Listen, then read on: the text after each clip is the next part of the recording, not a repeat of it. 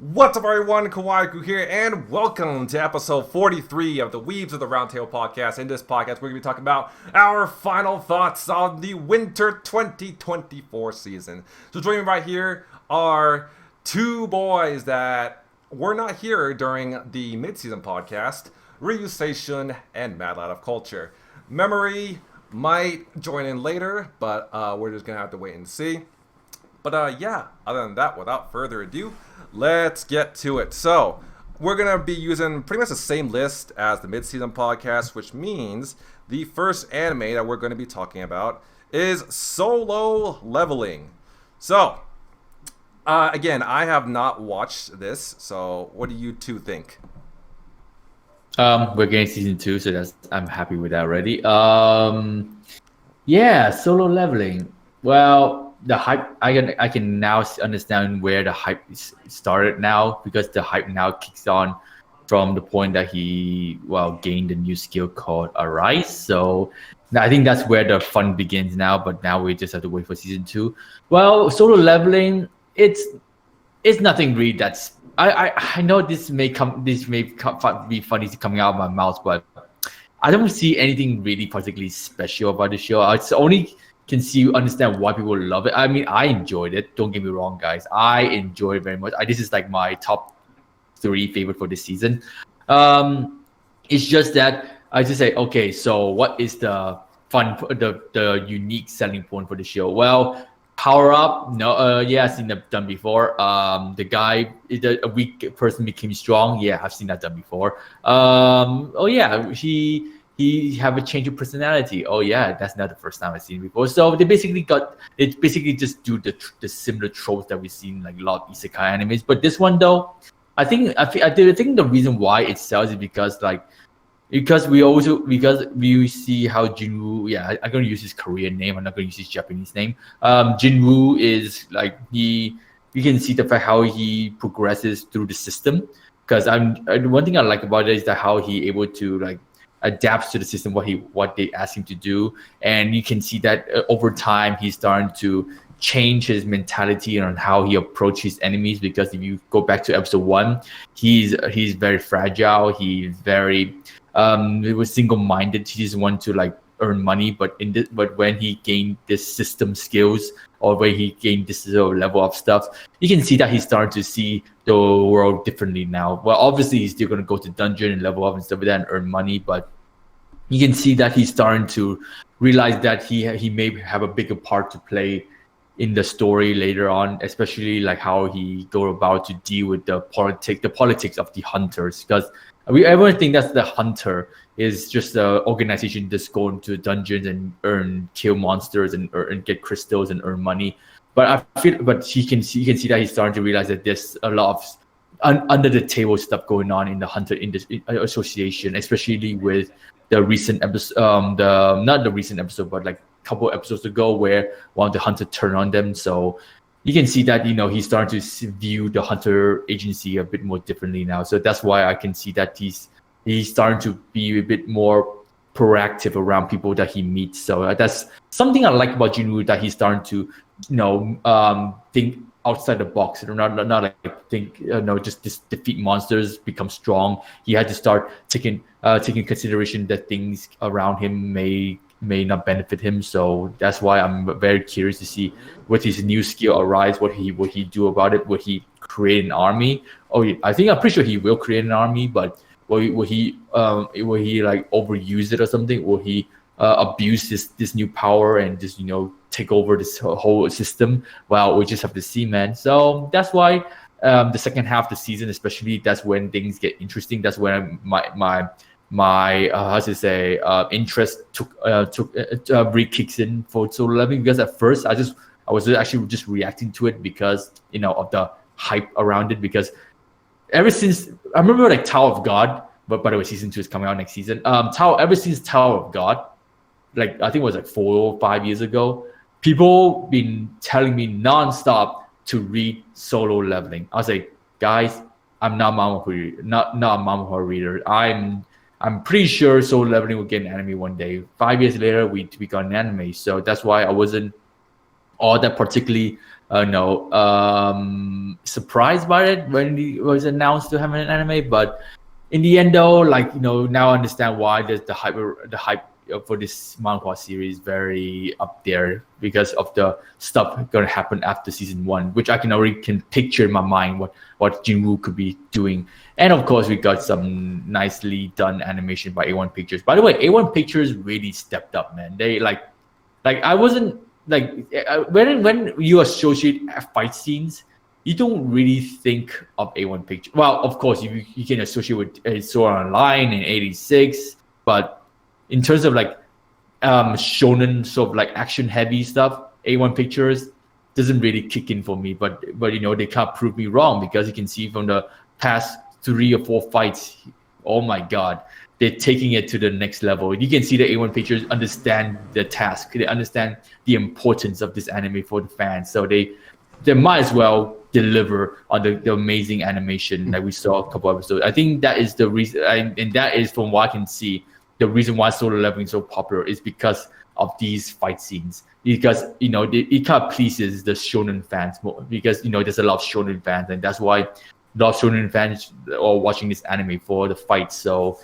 yeah, I gotta say now I'm on board with Solo Leveling. I'm looking forward to season 2 and see whether or not we're gonna see more crazy stuff happening. From what I've been told, the next arc we're gonna get into right now, it's gonna be even crazier and stuff like that. So yeah, I'm looking forward to Solo Leveling. It's a very simple, straightforward anime. Get strong, become OP, then that's it. Didn't it get isn't it announced it's gonna get 6 more seasons? I'm not sure about that because that's just a rumor. That is just a rumor. So until they officially confirm it in the Twitter page, I'm not. I can only think of season 2 right now. So yeah. Real? Well, I can't. I don't really know what where I'm supposed to say with where I'm at because I'm frankly not one of. I'm just to put it lightly, I'm not one of those people that are on board at all with what Solo Leveling does. From the usual thing, yes, I know it's literally Solo Leveling. It's literally that. But it really just bugs me with how how everything literally caters to Sun Jinwoo. Literally everything. The system, every single thing. Even the characters are just there to chastise him, or just be there as obstacles that he's just gonna bound over. The Ingress fight is cool. Don't get me wrong; it's probably the coolest thing so far in the series. But the way it was, the way it was Ingress could have been is pretty cool as a concept alone. But the way he was scripted, I had problems with that one too, among a lot of the bunch of other things. Sung Jin-woo literally said every time he's just oh shit, this thing is stronger than I've. Every fucking time he's always be oh, he's been stronger than everything else I fought before. He says it's literally every goddamn time, and it's aggravating to me because he always pulls through. No matter fucking what. No matter how much the anime wants to make him look like he's genuinely struggling, bullshit. He is gonna come up top. Whatever. No repercussions. It's oh, he lost the human emotions. Bullshit. That don't even matter. It don't even feel like genuine stakes. And the other characters? Who are they? Who are they? There's Shiny and who else? There was a genuine one, the one that I felt like she should have connected because she shared the same kind of trauma with him. She left. She's gone. She's out the picture. And the guy that was and the undercover guy, how the fuck did he get into association in the first place with that fucking attitude? How? It just feels really silly to me how a lot of things are planned. And the biggest thing ever, why they have to be RPG? Why they have to be like a video game? Why? Why take a concept like that and turn it into a video game? He is literally like he's basically playing Elden Ring at this point. He's fucking Exactly. playing that. That's literally what he's playing. Exactly. It's literally what he's playing right now. Apparently, he is just warm up now. It like yeah, he struggles, of course. That's a beginner. That's what a tutorial is fucking is. Because that because that system's gonna make him live no matter what. And so it just everything just comes easy to him. Why just taint a story like that with such a go-to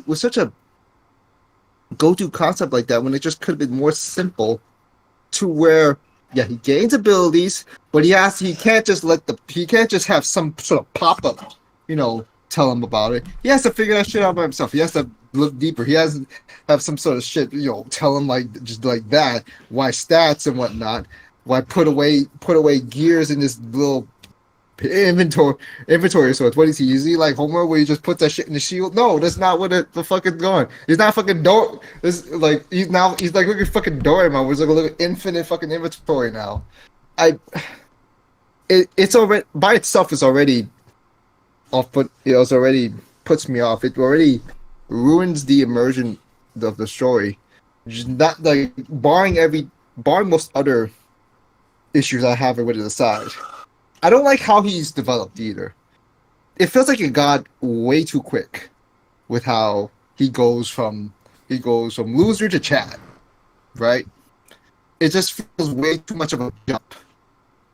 Like yeah, even in his new looks, he still looks like he's gonna struggle, but it doesn't really matter. Like it just feels like everything's just gonna be catered to him to begin with. And I just wish there was more build up with, or at least like, of course I'm not going to expect it that early, but you have to think there would at least be a little bit better foundation in terms of how they just build this world, especially the part with the hunters. And how the hunters are so, they're awakened, but they cannot grow any more than they are. I don't like that. I'm very apprehensive about how that concept is executed as well. Because just like, oh, you can't grow. You're just stuck. There's nothing you can do. It just feels like that also caters to just letting Jimon just go up and be gassed up. That's another thing I don't like. Mm-hmm. It just like it has a lot of things that could have been done very well, even if it's not novel. If it just stuck to a more simple, more well thought out approach with fleshing things out, instead of just resorting to this RPG looking thing that just feels like more of a meme now and a rinse repeat as well. Like for people saying, okay, you say like you're gonna anticipate season 2. Yeah, Chibu's not really. Don't hope Chibu facing any genuine person. And I keep saying this. You go through no matter fucking what. And if that's the kind of entertainment and you don't really care too much about inherent work quality, it's fine. It's not entertainment. But if you're looking something in terms of like inherently good writing, characters or whatnot, I don't think this is not a series. This is one of those series where it rides off the hype and entertainment, but the story writing is another thing. Now I know that it's gonna get that kind of fandom, unfortunately. I've ran into some of them already. And they're already about as obnoxious as any other shonen fandom. It's already getting dangerous with where it is. Well, and yeah, and they're literally trying to say, oh, the manga's better than the manhwa. The manga's better than the manga because it's raising material. I do not care because the art in the manhwa at least slaps. At least it does something well.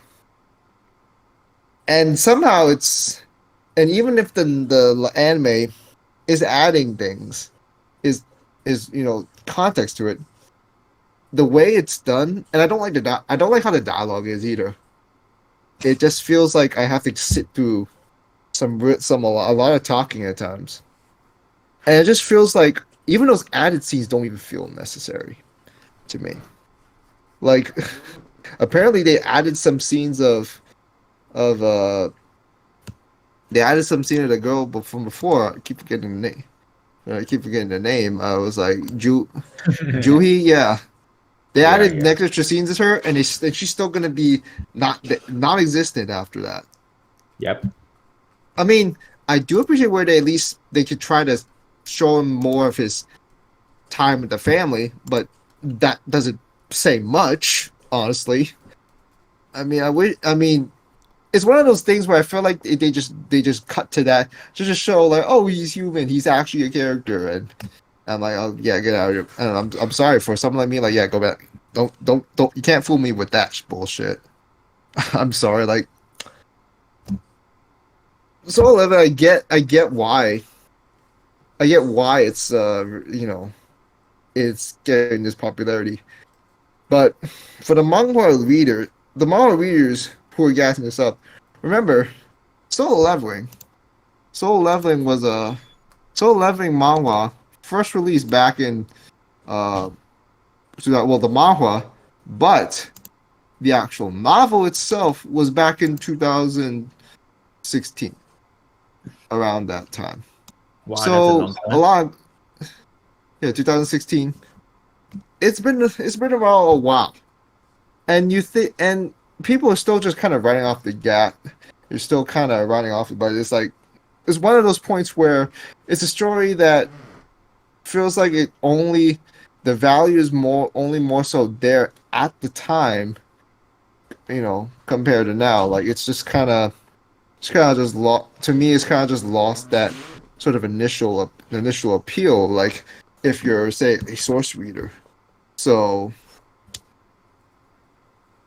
because it's nothing particularly special anyways, and conceptually, it's not really anything that I feel like is as worth the weight in gold as people make it out to be. I mean, that being said, like, I will not blame you if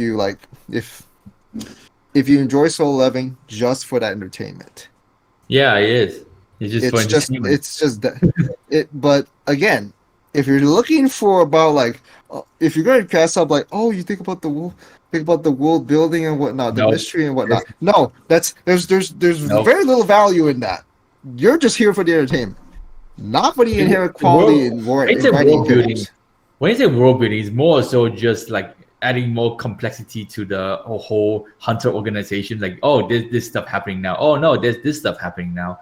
So, and then you got hunters turning on each other. You got one of the hunters trying to like do this for money instead of like doing this for the sake of protecting the world. No, it's just setting up for Jinwoo to yeah, exactly. Basically, just the villains are just there just to make Jinwoo like stand out from the crowd. Like the practicality of villainous characters being in a center, like it's feasible, but the way it's done is silly at the moment so far. I won't be surprised if they're just gonna introduce some random ass strong ass monster like later in the story, and then here comes Jinwoo, the OP Batman coming in, just destroy them and just level up again. It's part of the system.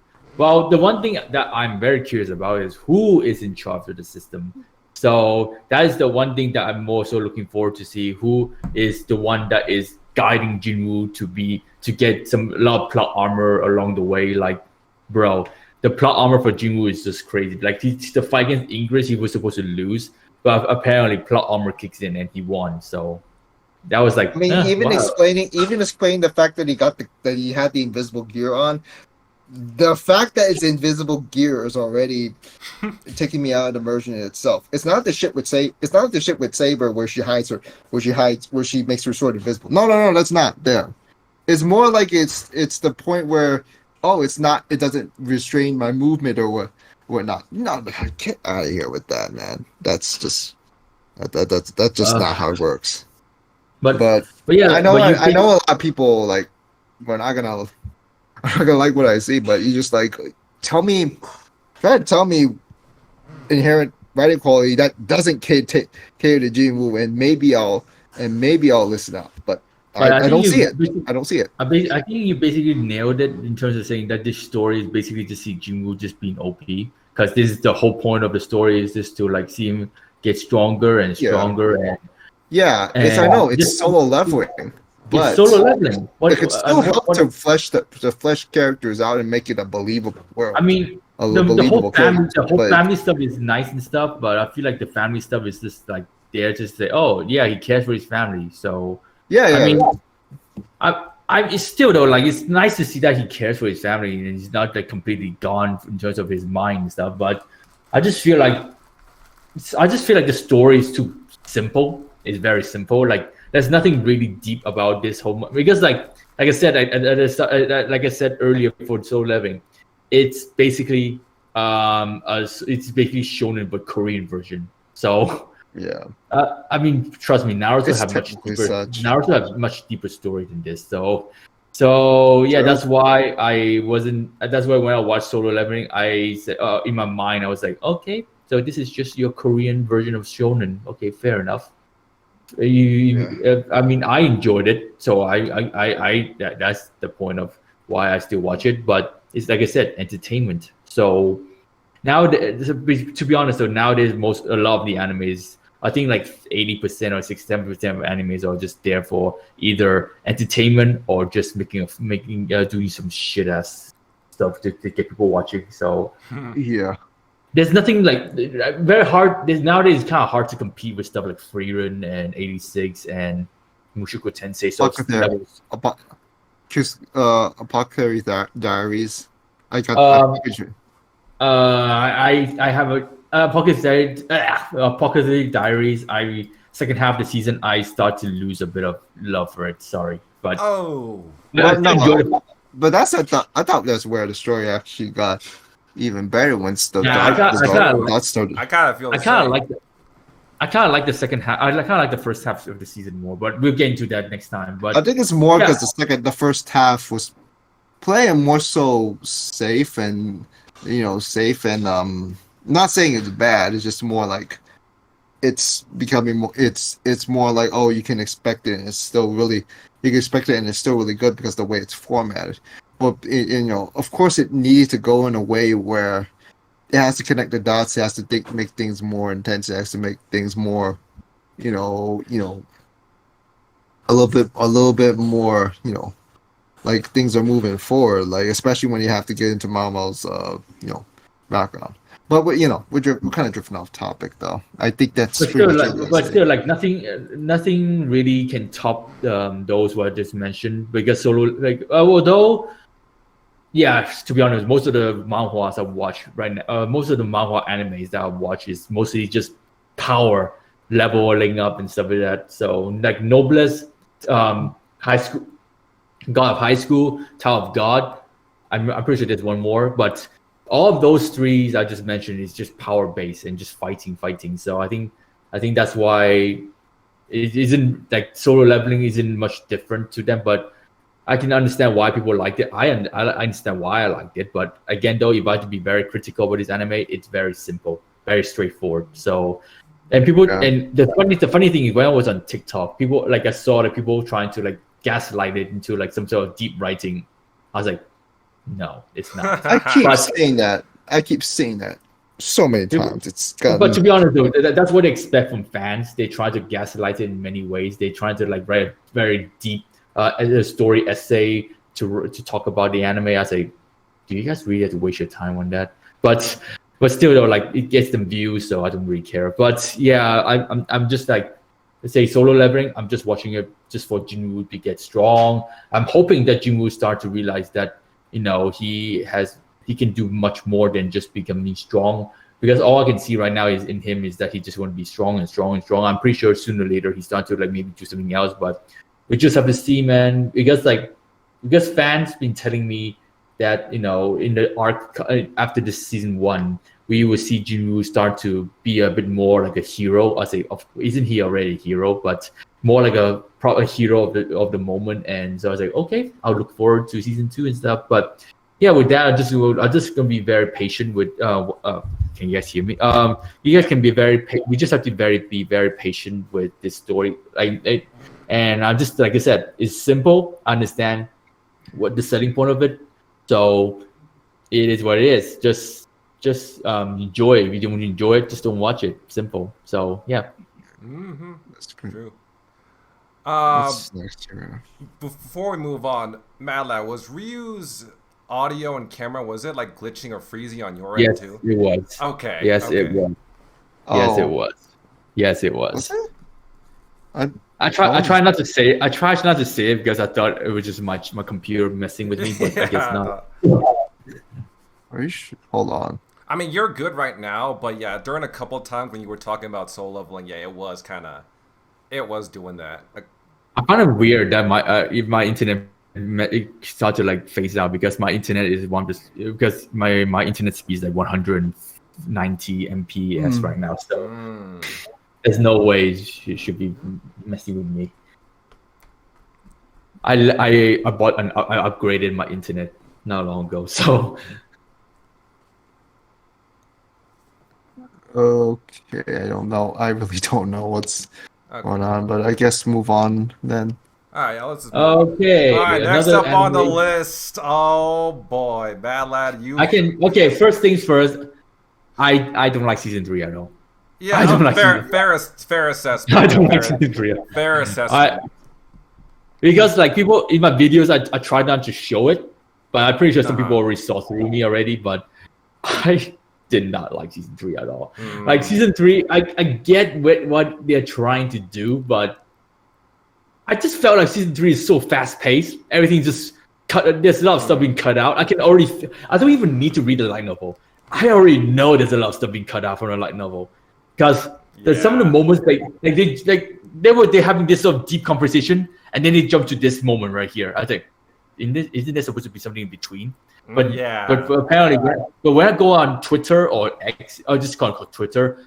The light novel readers, oh my god, they were complaining, man. I was like, yep, I knew it. So that's why I was like, yep. I mean, makes sense why season 3 isn't like, all that well received, because like of the stuff being cut off from the light novel, especially light novel reader. Remember, it's been like between 2017, I think it was 2017.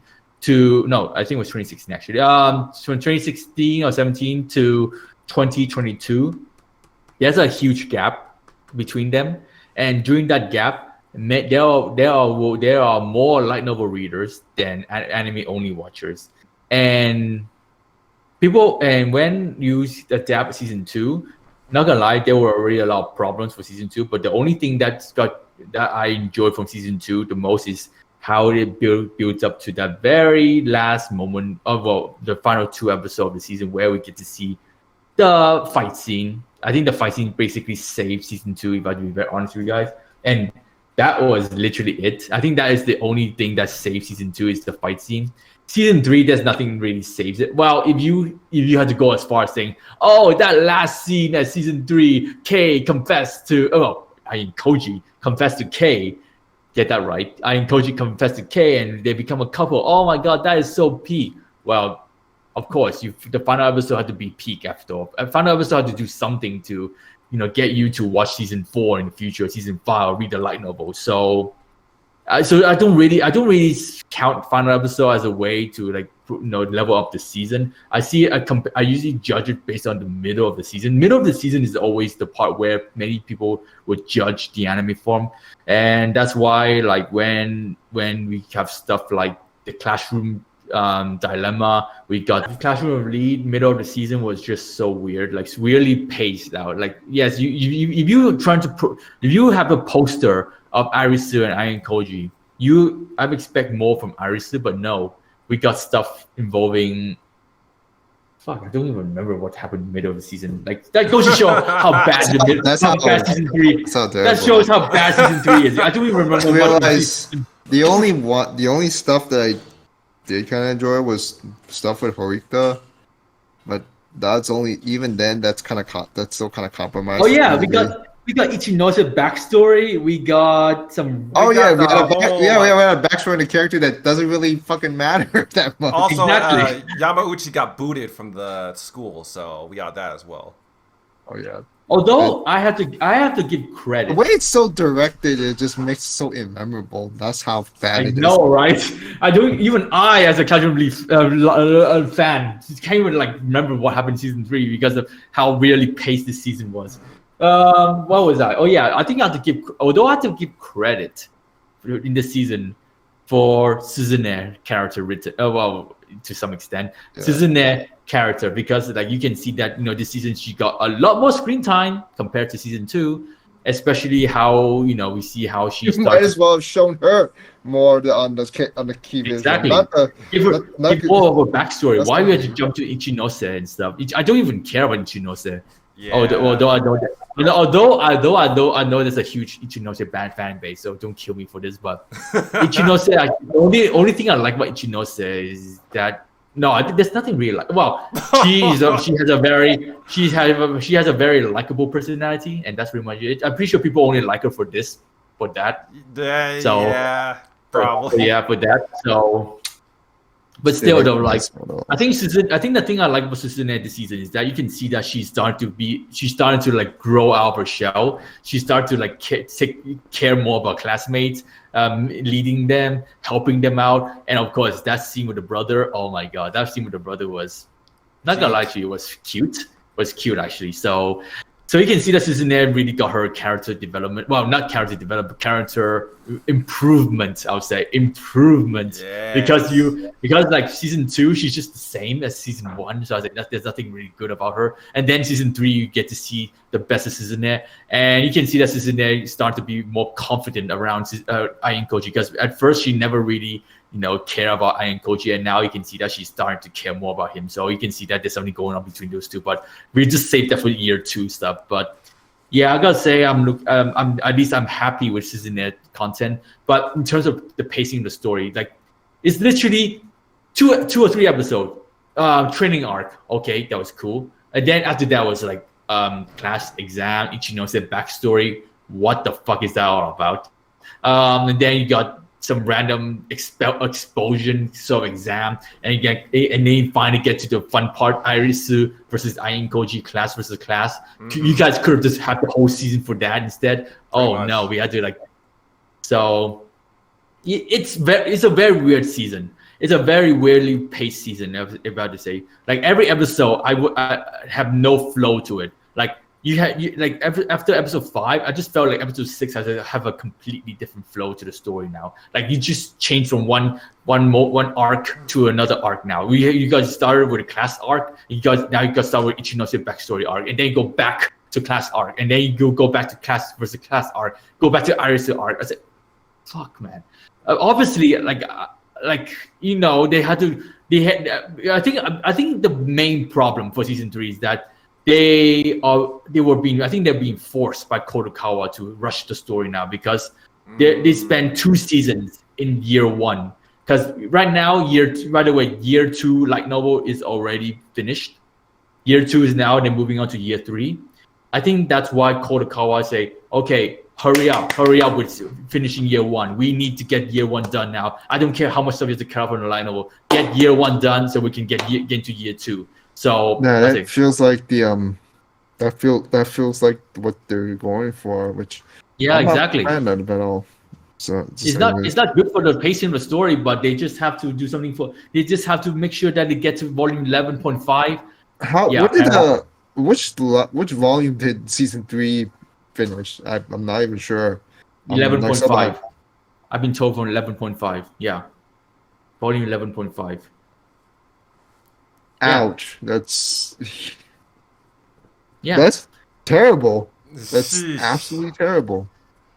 So basically, if we're getting season 4, which I can see it happening, we're going to year 2 stuff now. So yeah. Oh dear. So that's why when season 3 was weirdly paced, I can understand the context behind it. Is because Kodokawa is pushing for the season to finish at year 1.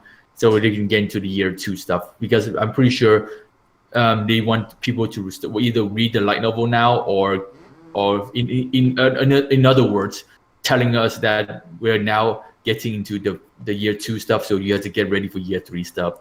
So it's all part of some shitty ass marketing business decision. So I don't care. Like I said, Classroom of Elite, I'm not gonna read a light novel because I have too many light novels to read right now. So I'm not reading a light novel, and you guys would, and I don't really want to like be forced to read something that I don't want to have no time to read. So that's why I find this pacing of the season quite stupid, to be honest. But again, though, the only good thing about the season for me is Suzune getting some character improvement, and Kei finally got her love story. So yeah, that's about it. I have nothing to say on this one. We pretty much nailed it on here. Exactly. I could say more shit about how shitty looking the production is, but I mean that's already a given considering how season 2 was like so jank in general. Oh, don't even get me started with the animation, man. Don't even get me started. The production value does disappoint me because like I've seen what Lurch can do in the past. I've seen previous Lurch works before. They don't look bad. In fact, they looked quite good. I mean, they got, vibrant colors, very little animation errors and all that. But then here comes season 3 of Classroom of the Elite, and then look what we got. I'm pretty sure like people have been saying, oh, get a different studio for season 4, but I'm like, no. I mean, I'm pretty sure it's Kadokawa's doing. It's mainly Kadokawa's doing because they seem to be the ones forcing the production, rushing the production for this season. So I mean, it sucks. It sucks they had to put Lurch through this because I know they could do good work. Yeah, I'm pretty sure like they could. I'm pretty sure that they could have done way better, but it's just happened that it is. Is everything okay? Oh yeah. You're all good. You're still good. Okay. You haven't frozen up yet. Well, let me just check on my list. Is this still fucking 8? I can't believe it's still 8. By the way. Is it still? No, It's no funny. way. It's funny 8 how on Miami list. It's still 8. How It's is still season fucking 2? 8. How is season What? 2? How is it 8? How is season How is it 2 8? 8.112 on the other hand? How is it Season higher? 3. Wait, no, season 3 is an 8. I thought light novel readers were complaining. Why is it 8? Yeah. What? No way. Because some anime onlys just sucking it up like for whatever because they just score high like that. They should be honestly lower. It should honestly be lower for all I'm just saying. It should be much lower. See, this is why you don't trust my anime list scores. Oh my gosh. I mean, okay, there's worth to it, but it's just like not here, because this is obviously, some sort of lingering bias for the light novel material. And even then, you're just like, yeah, it's still shit. Like, so why are you scoring it high? I don't know. Maybe Wow. I guess. Yeah, season 1 was 2017. Holy shit, that's a long time ago. There's some mischief going on. This has to be from the same people that put Miroku-chan in anime trending #1 that one time. Oh no. Still peak though. Still peak. But yeah, for me, Classroom of the Elite season 3, I think, you know what? I'm just gonna go ahead and say it. Because I think this is kind of a revelation I came to recently. I think Suzune might just well be the only reason why I'm still watching Classroom of the Elite. Yeah, once she's out, I'm out. I'm out. Yeah, if she ever I don't know, if she ever gets written off, then I'm bailing, because because as we saw in season 3, we saw that character development, we saw that character progression, we saw her, slowly coming out of her shell, breaking, becoming her own individual instead of just living in her brother's shadow. And we saw that sweet goodbye between her and her brother in the second to last episode, which is so sweet. And yeah, I mean, oh my god, I will say that's the main good thing I have to say about season 3 is that they did wonders for Suzune's character, and I can't wait. And I'm very eager to see how she progresses. Will the progression that we see in season 3 pay off if we ever get a season 4? I really hope so. As for everything else, yeah, I mean, you guys pretty much kind of already covered it. I mean, the production value, not that good. They cut out so many things. It was especially apparent, I feel like, during the training camp arc, because there's just so many characters that are like, wait, who are you? Like, well, wait, hold on, what? How long did Ana Koji know about you? How long have y'all been talking? Yeah, it's... Yeah, this first arc was just pretty bad, to say that, and that's putting it mildly. It didn't. I feel like it did improve though. I feel like there wasn't too much of that during the expulsion, the next arc, and then like the whole Saki and Nagi versus Ana Koji rivalry. But still, I mean, yeah, there's a lot you can complain about when it comes to season 3. I would probably put, if not for Suzune's character arc, then I would definitely put this lower than season 2. But yeah, it's just a shame. Also, it's just I could barely follow along to what's going on. I mean, because like there's just so much packed into this. There's just so much mind games and lore and dialogue that you're bound to miss things. And I could totally see why Anipode and other anime fans would have no interest in watching this and picking this up, because it is hard to follow sometimes. You really have to pay attention and process everything in your brain. And if you're not doing that, you're definitely going to be lost. And I admittedly do get lost quite a bit. So, yeah. Other than that, Classroom Elite season 3. I mean, it's all right. I mean, I wish it would have been adapted better. I wish it would have gotten better production value. But you know what? I mean, it is what it is, I guess. Yeah. Madla, I thought you were gonna cook me. Yeah, I thought you've been waiting for this opportunity ever since we talked about season 2. Well, if you want me to cook you for season 2, I can. But season 3, I already said wanting to say for season 3. But well, to be honest though, if I think back to season 2, I think Kay really took the spotlight, but now she took the sidestep and now just let Suzume take over. So I can still say that what you said about Kay like 2 years ago was quite single-mindedly saying that she's not that well written. But in my opinion, though, I think Kay at least she should be a bit more expressive. In the end, she just able to step out of her backstory, her PTSD. So I think you have to give her credit for that instead of just saying, oh, she's just don't have really much going on for her. But season 3 though, I say she had nothing really going for her. She just have her love story. That's it.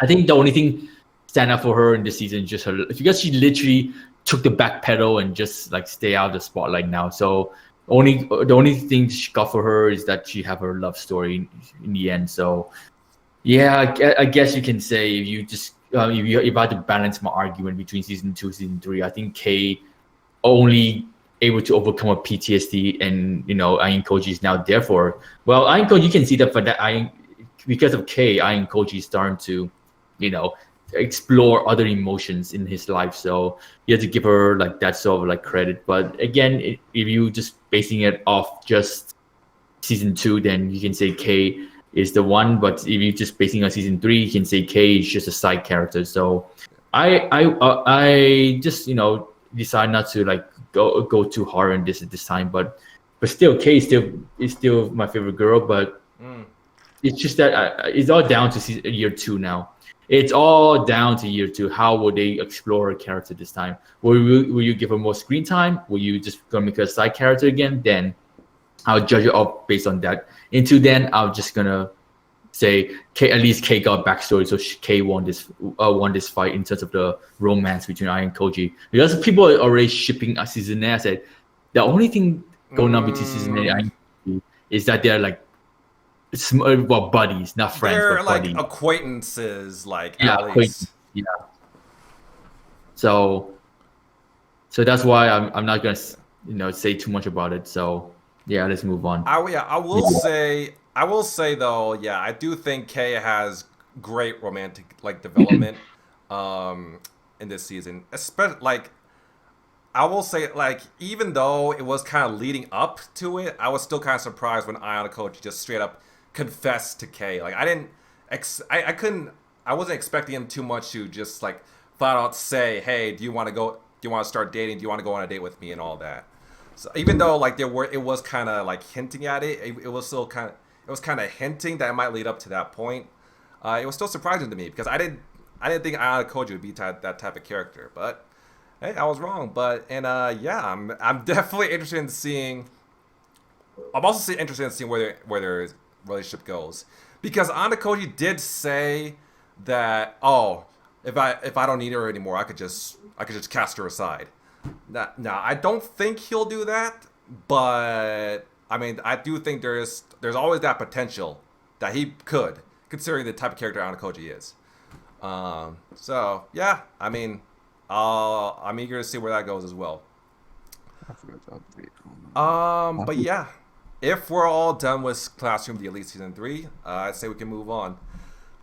Next up on the list is Delicious Dungeon.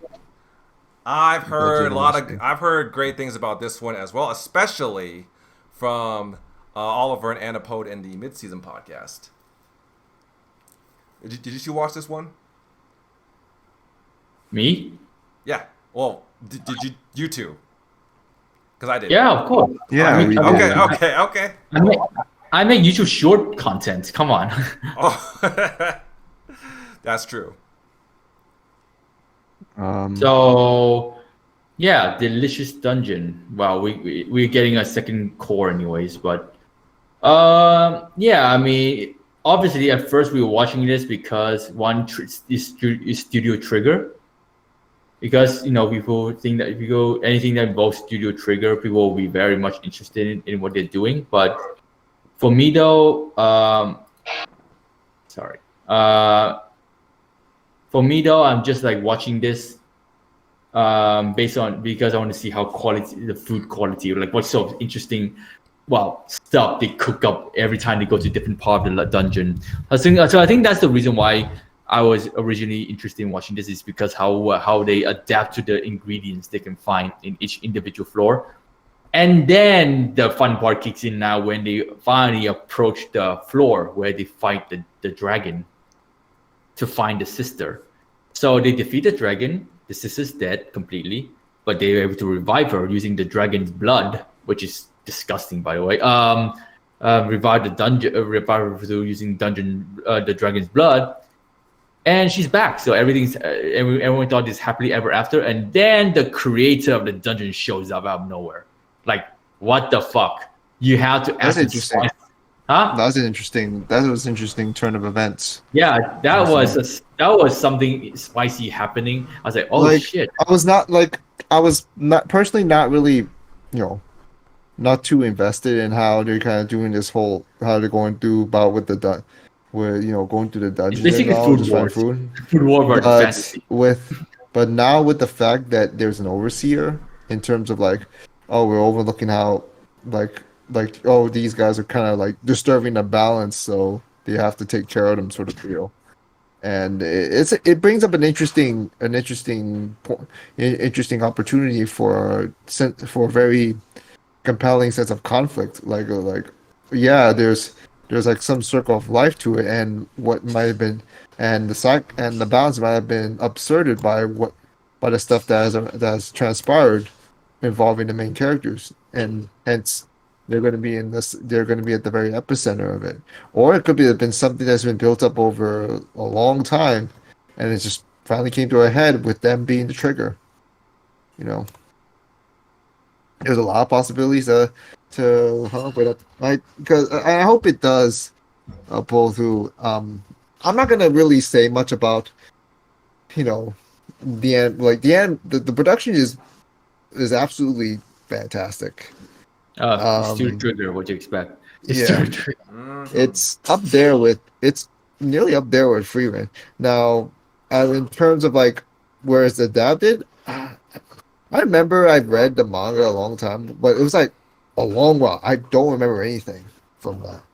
I don't remember what went down there, but I think the manga, the like the adaptation is able to do its own thing.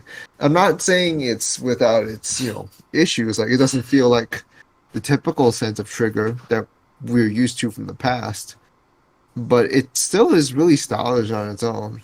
I do feel like there's going to be a lot of parts where you're going to see a lot of interesting ways that certain episodes will be directed. Especially there was one. I think it was that one time. There was that one particular episode where they were dealing with the water spirit or something, and there's a lot of really stylish approaches, and in terms of how some stuff was drawn and animated, and yeah, it brings up a lot of interesting talk. Like it's really fun to see as well. But yeah, it's been quite fun despite the misgivings it's a I fun do anime. have. But now that it's seemingly going to really some real sense of conflict, we'll just kind of see like how well or not they'll carry this out. So I don't think it's the best thing from the season to be honest, but it's one of the more interesting ones in terms of like looking at just terms of like its production value and like the animation and all. I don't know about. I'm not too crazy about. Again, I'm not too crazy about the world building itself. It's just kind of there for me at the moment. Of course, like I said, it could change. With this second core. But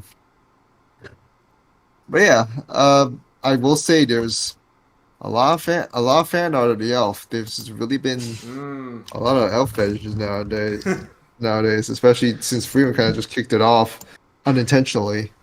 Well, elf is literally the best-selling sort of species for fantasy anime. So, True. we are getting another elf and elf character like tonight, tomorrow. Well, this Thursday anime. Elf Bride, I think it's called.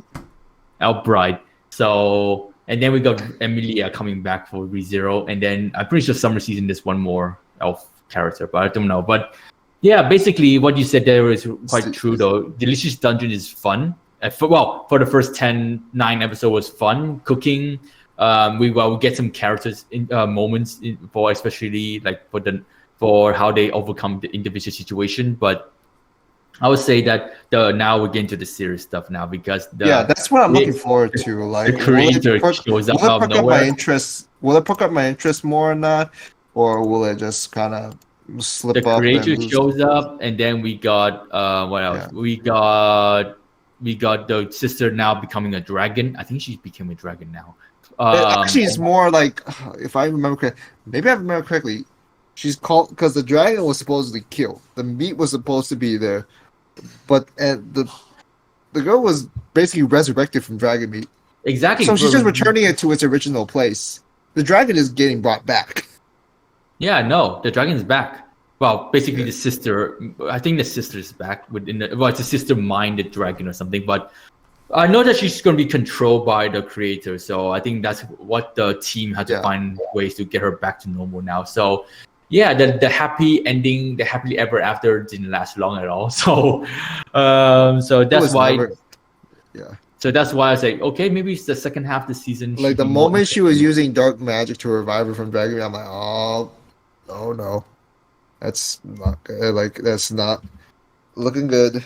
And I'm thankful. I'm glad they addressed the consequences the very next episode of reviving her friend with dragon meat. The dragon meat of like a dragon that's clearly that clearly seems important to the the dungeon itself, as I would assume. Hmm.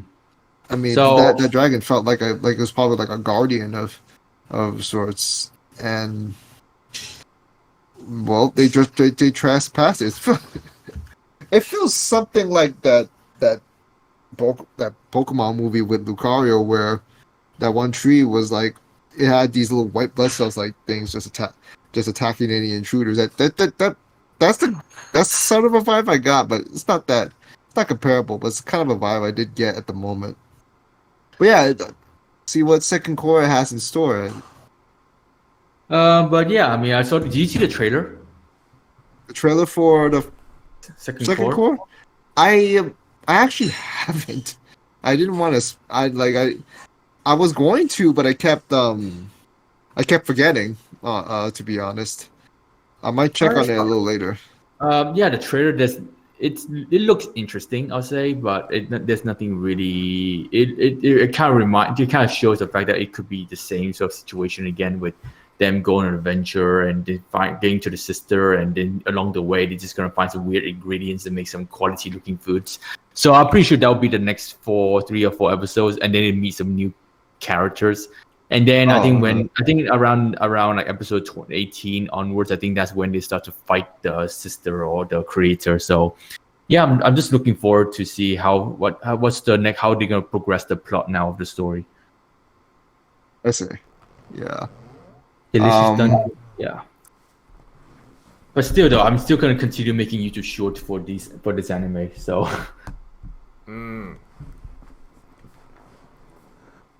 But yeah, other than that, are we ready to move on? the next one I've put on hold, so I have nothing to say yet. Okay. I'm not. I'm not sure how to feel about it, honestly, with this one. I know Kawaii has a lot to say about it though. Yes, I do. Kawaii, did you see the April Fool joke? The sign of affection, the sign of rejection. Oh no, I didn't see it. I don't think I saw it. I saw that you should see the April Fool joke by anime trending. They literally said that this is like a sign. Instead of call it affection, you should call it sign of rejection. Is it the one where they posted like the joke chart? Yeah. Oh yeah, I saw that one. That was funny. Sign of rejection. What happened? Tell me the story. I don't know. But yeah, I guess wait. Yeah, I guess I'll go first. Oh man, sign of affection, man. This is. Oh my god, this is one of the reasons why I'm now on the shoujo and romance hype train. I kind of already said this at length during the mid-season podcast, but like I mean I've pretty much gone in length on this during the mid-season podcast, but yeah, this is just adorable shit. I mean, I pretty much love everything about it. I love Yuki, who's just absolutely adorable. I just love the chemistry between her and Itsuomi. I love that we got to delve into the relationships of other characters as well. Yeah, and I remember during the mid-season podcast, a lot of people, well, not a lot of people. I remember Anipode and I remember the others said that they didn't like Emma, and they didn't like Oshi as well because they kind of got in the way of things. And I did tell them that that I understand where they're coming from, but I just couldn't really hate them all that much because of what they bring. Because I get why, but then it's like how do I say this? I still feel bad for Emma because you could tell she just has absolutely no chance when it comes to hooking up with Itsuomi. And also really like, I think one thing that also really surprised me about A Sign of Affection is how they handle like Oshi's jealousy, because I just really like how they handle it in such a mature. They really did handle it in such a mature way with Itsuomi actually going out of their way to actually getting to know Oshi instead of like just the series could have easily just dragged Oshi's jealousy and just create some like needless drama, but they didn't go for that. Instead, they actually had them, both Itsuomi and Oshi, come to like a mutual understanding, and I really do appreciate that. And the finale was just easily, cute as well. So I think really the only bad thing I could say is that about the finale was that they did kind of rush the relationship between the relationships of the side characters, but that's just like a minor nitpick of anything. But yeah, other than that, Sign of Affection, it's just peak deaf girl romance, and yeah, it's just really adorable watch, really good romance. Now, Ryu, I know that you didn't like. I know that you didn't like how fast the romance progressed and everything like that, and I can kind of understand it. Yeah, I still hold up to that, but I can get honestly, but I do understand that it can. This is something that has more an appeal to the majority, where I feel it'll be looked on more positively. It's just for me personally, it didn't vibe with me that well. It just something just did not click for me with how it's particularly developed. Not saying it was it was conceptually bad. It was just not something that got me attached to it. I did like the initial charm of it. It just kind of fell out of interest for me after like, I don't know, first 4 episodes, and just kind of okay, it is what it is. But yeah, I get it. Like, I understand that a lot of people would have preferred it, but yeah, go ahead. How do you feel about that with how it was developed, the romance? I mean, like, yeah, I understand. I suppose, like, I guess maybe a bit more development could have been beneficial for, a bit more development could have been beneficial before they actually decide to just hook up. But I just felt like, I feel like what it did is fine, because there's already been plenty of hints beforehand that they have clear feelings for each other. So, and I did feel like if they were to drag it on a bit more, then I wasn't okay. Maybe maybe it could have been better, but then at the same time, I feel like it could also potentially, like, just drag things out a bit, because like, for the reason I said before, because I feel like they already had obvious feelings for each other, and I just don't know what else could have been covered, and what else they could possibly learn from each other before they can make the final step and just hook up and start dating. I'm not saying like just put it off on her seat. I'm just saying like, oh yeah, of course, you have them get together at the end, like at the at least at around the finale. I would have liked a place of where, when Oshi and Somi had like a mutual agreement. I was hoping that would be before they actually got together, because that would have made more sense to me. You're just like, oh, okay, we understand each other now. Okay, you take care. I'm like, okay, we understand each other now, but make sure you make her happy, and then it would just been a good leeway into at least getting them officially together, in my opinion.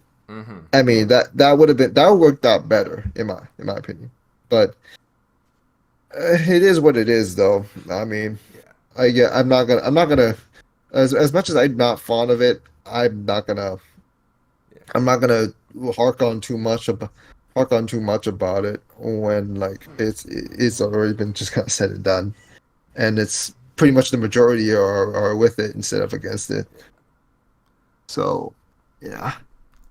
Yeah, I can see where you're Um, coming from, but I do. Okay, one thing I do want to talk about though was your score for this series. Now, you said you gave it a 1 out of 10. it was Now a bit. now I don't know. Like I understand. it was just more of the. It was just more of like when it came down to to after that, it just dropped off for me. And I'm not gonna lie, the episodes. I'm not saying they're inherently bad or anything from a technical perspective, but it just felt so uninteresting. eh, after that, See, yeah, which goes back to where I felt like they could have developed that a little bit more, to where like I could see the more slower develop, a much more steady development towards it, to where it would feel like it would a lot more meaningful. But you just kind of develop it right there. I'm just like, oh, it's just like that, huh? yeah. See, that's And then it just kind of and that's where it just kind of lost me after that. I'm not saying like I don't want anyone to feel too oppressed by how I feel. That's just how I felt about that.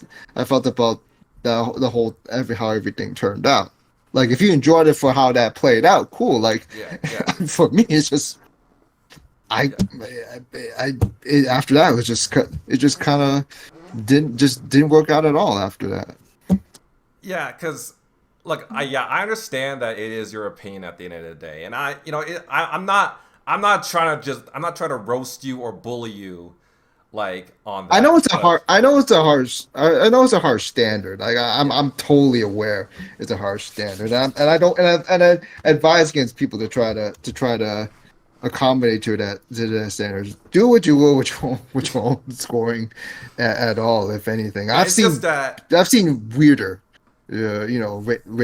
I've seen people do weirder looks with some of it. So yeah, it's just don't that feel from too my bad about it's it. just from my experience is that when most people rate things a 1 out of 10, those are things they find like absolutely abysmal. Like they hate it with a passion. Like they never want to touch it again. But here, I don't think I don't think you feel that way about this series, right? Like you No, just it's just more of like a yeah. massive disappointment, if if I can phrase that correctly. So yeah, I don't want to I don't want to offend anyone watching this. I'm just like, if you enjoy this, cool. Yeah. I don't want to just rain on anyone's parade. Like I'm not gonna be one of those idiots on Twitter trying to rain on anyone's parade, talking shit. All right. But yeah, that's just one thing I kind of want to just wonder about. But Yeah. yeah. Other than that, that's pretty much. I think that's pretty much all I have to say about Silent Affection. Like I said, this is why this and another show that we'll talk about later. That's one of the reasons why I'm hyped for like the other shoujo romance anime coming out in the spring season, like Conditions of Love and Whisper Me a Love Song, because I think I do feel like I hope Whisper Me a Love Song. I'm so. I read I'm reading the manga and it's pretty good. Of course you did. But the adaptation has me worried with the stuff I heard and what I've seen. It doesn't look bad from what is shown so far. But you look at the staff, you look at the resume, and you're like, oh, ooh, I don't know, man. Like that's how it is. Maybe it'll turn out fine. Maybe it'll turn out perfectly fine. Hopefully, But yeah, maybe it will. But we'll see. We'll see. But yeah, Madlight, you still there? yeah, Mad Lad, Earth to Mad Lad. I think Yeah, Okay. yeah. Well, I was just like waiting for you guys to finish. So I think we on to Change Soldier, which I don't want Yeah. to talk about. I don't want to talk about. okay, here we go. I Here don't we want to go. talk about Chain Soldier. Honestly, it's just You know what? it's just there. Yeah, you might as well pull it out. Your prized The only possession. good thing I can get out of this series I'll is listen that in, I though. won a prize. I won the Seiyu script prize signed by Akari Kito. Yes, that is her signature. She actually She proved drew it a little on cat. too. Oh my! Oh, she Yeah. drew a little Oh, cat. shit. Oh my Yeah. god, That's that's sweet. adorable. So this is the script. This is how they read through the lines. Wow. It's on Japanese. I know it's on. An That's actual kind anime of what script. that's kind of what I expect. Why does it look like? Why is it like one of those? Novels. We used to have no. We have the parts where you write stuff in. It looks like one of those empty little those empty notebooks. Yeah, when exactly. I used to go to China, when I used to take Chinese courses, Oh. and you just Yeah, write exactly. it. You just write the stuff the characters. Exactly. Like This is how. that. This is, That's when- that's what it reminds me of. When I saw the script, I was like, "This is how I used to write my Chinese stuff." So, You're right. Then I'm like, wow, okay. That's, yeah, looking through the script, I can already tell how hard they had to like read the lines because there's stuff in there. I was like, "Oh wow, this is so because Definitely. it's easy to read, but it's hard to voice the character in a particular emotion." So I wonder about those that just memorize shit in their head. Don't need no, a they book, don't just- memorize. They don't memorize. They had to read through the script. So No, and but also, like, also they had to write notes on there too. But this is like a fresh script. So yeah, so this is literally the only good thing come out of this series. So yeah, let's just say Chain Soldier. At first, the reason why I watched this anime is because I heard stuff about the manga. Because I'm very well aware of the manga since 2019, I think. Yeah. I remember like I was in Japan. I was in the manga store and I just happened to saw this manga being displayed on the shelf, and I was like, "Oh, this looks fun." So I just quickly grabbed onto the manga and just skimmed through it. And I was like, yeah, "Oh, it was wow. 2009. Yeah, it was publishing since the start of 2019. Oh yeah, wow! I can't really read it. I can't really look at it since the day it came out. So I skimmed through the page and I was like, "Wow, this looks interesting. But when would the English version comes out?" So yeah, that I remember like that was my first experience with Chain Soldier. Well, obviously I haven't even picked up the manga from then on because I think they announced the anime like 2 years ago. I think it was last year. But then when I watched the anime, I was like, "Oh, okay." I'm expecting some fun fight scene because it's from the creator of Akame ga Kill. So I forgot about that. yeah. So I mean, you can just tell the art style is so similar though, and of course the main girl Kyoka is literally as death. She's literally as death, man. But you can tell that the creator of Akame ga Kill, he has some heavy stuff involving gory stuff, bloody moments. But this one is a complete opposite. Well, there is fight scenes that involve some fun, gory stuff, but dude, that guy went full 180 and decided to go hentai. So yeah, like when I saw the scene where Kyoka kissed, Yuki at the start of the first episode, I was like, oh, now this is something spicy. But I wasn't too happy about the CGI fight scene though. I think that's because of the CGI fight scene that kind of ruined everything for the whole series. I'm not gonna lie to you guys. When people start seeing CGI in anything involving anime, they just immediately say, oh, "Okay, this anime sucks." And I think that is now the momentum for it. Or should I say, when they saw the trailer, I think the CGI was already in display in the trailer already. So that's why I think that's already especially manga readers, already have low expectation for it. I have low expectation for it for the fight scenes only. But I'm watching this for the ecchi stuff. I think the only reason why this Didn't they dumb it down so badly? They did dumb it down actually because when I went on Twitter, people start comparing the scenes and stuff. I was like, oh shit! So they cut out this content. They cut out this. I was like, for better or worse, I was aware about what they're gonna do, because when I originally didn't want to talk much about it, but I have to say, when I remember reading it. With the show, But the series itself is just like, it's just mindless entertainment. It's just whatever. It has some really nice looking panels.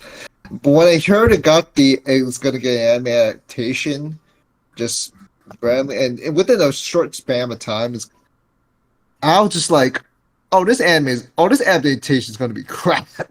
That's the immediate thing that came to mind. The very moment I got I saw the announcement, because this is not a series that I'm gonna feel like is gonna warrant good production value.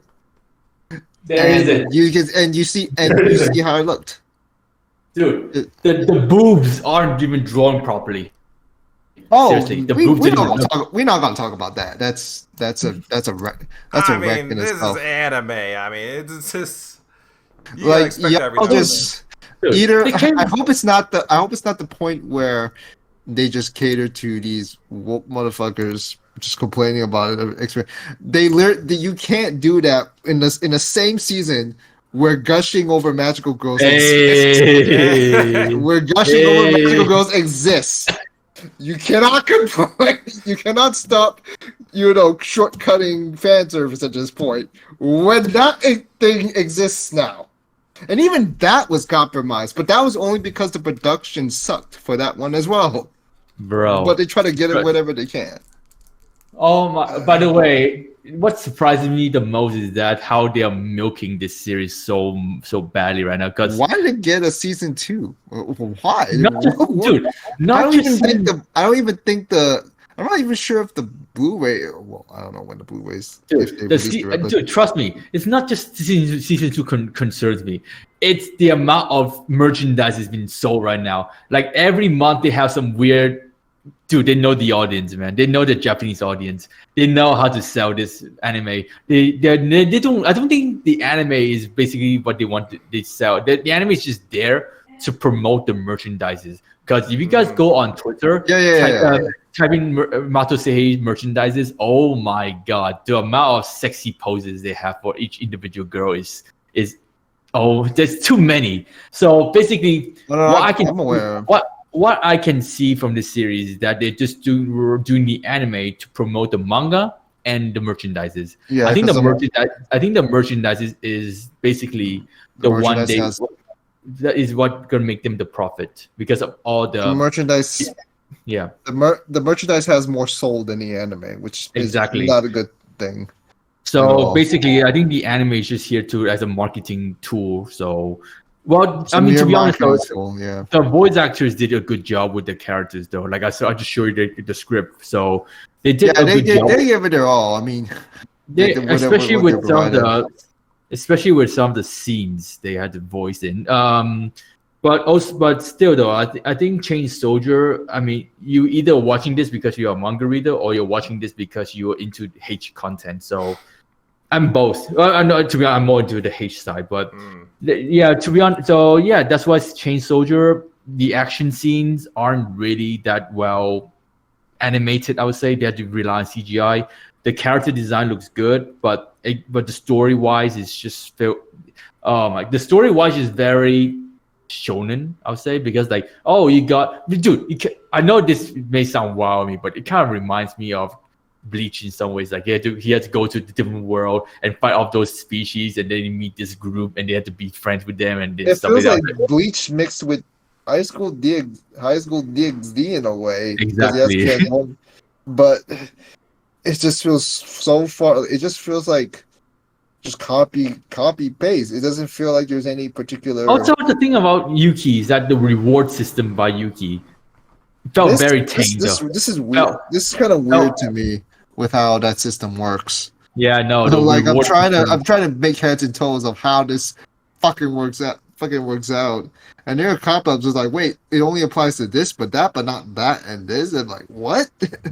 Dude, I think the reward system is. I think the reward system is actually quite tamed, actually, because like Yuki could easily just tell the girls to strip naked, and what he did in one of the rewards, but like he actually asked her to sleep with him and stuff. It's like you could have just asked her to do the other thing on the bed, but still like something about Yuki's reward is just so baffling to me. But still though, like I think the Yuki reward thing for Tokyo Revenger, it's time traveling. For this anime, it's Yuki rewards. I think the reward isn't really needed for the story. Yuki can just transform and just help the girls out. But then you have to add in the reward as to spice up the story in terms of like every time he uses the reward, every time people use him, expect the rewards to kick in very soon. And I think that's why get the fan very hyped up for every fight scene and stuff. So I was like, okay, now I can see what you're doing there, man. Oh, but still, man, like it's basically an anime for horny otakus. So if you're watching this anime for the fight, I don't even know why you've been even like considering it. So Yeah. that's why. But I don't get me wrong. The reason why I reacted to every episode is because I just want to like show support for the voice actors, and I want to like see how interesting the story is, whether or not it's still enough to get me to watch season 2 or not, which I will still watch season 2, but in terms of making content for it, I'm not sure, man. So yeah, I gotta say, man, Chain Soldier, it's for the horny dudes, I would say. So you just watch it for the fun of it.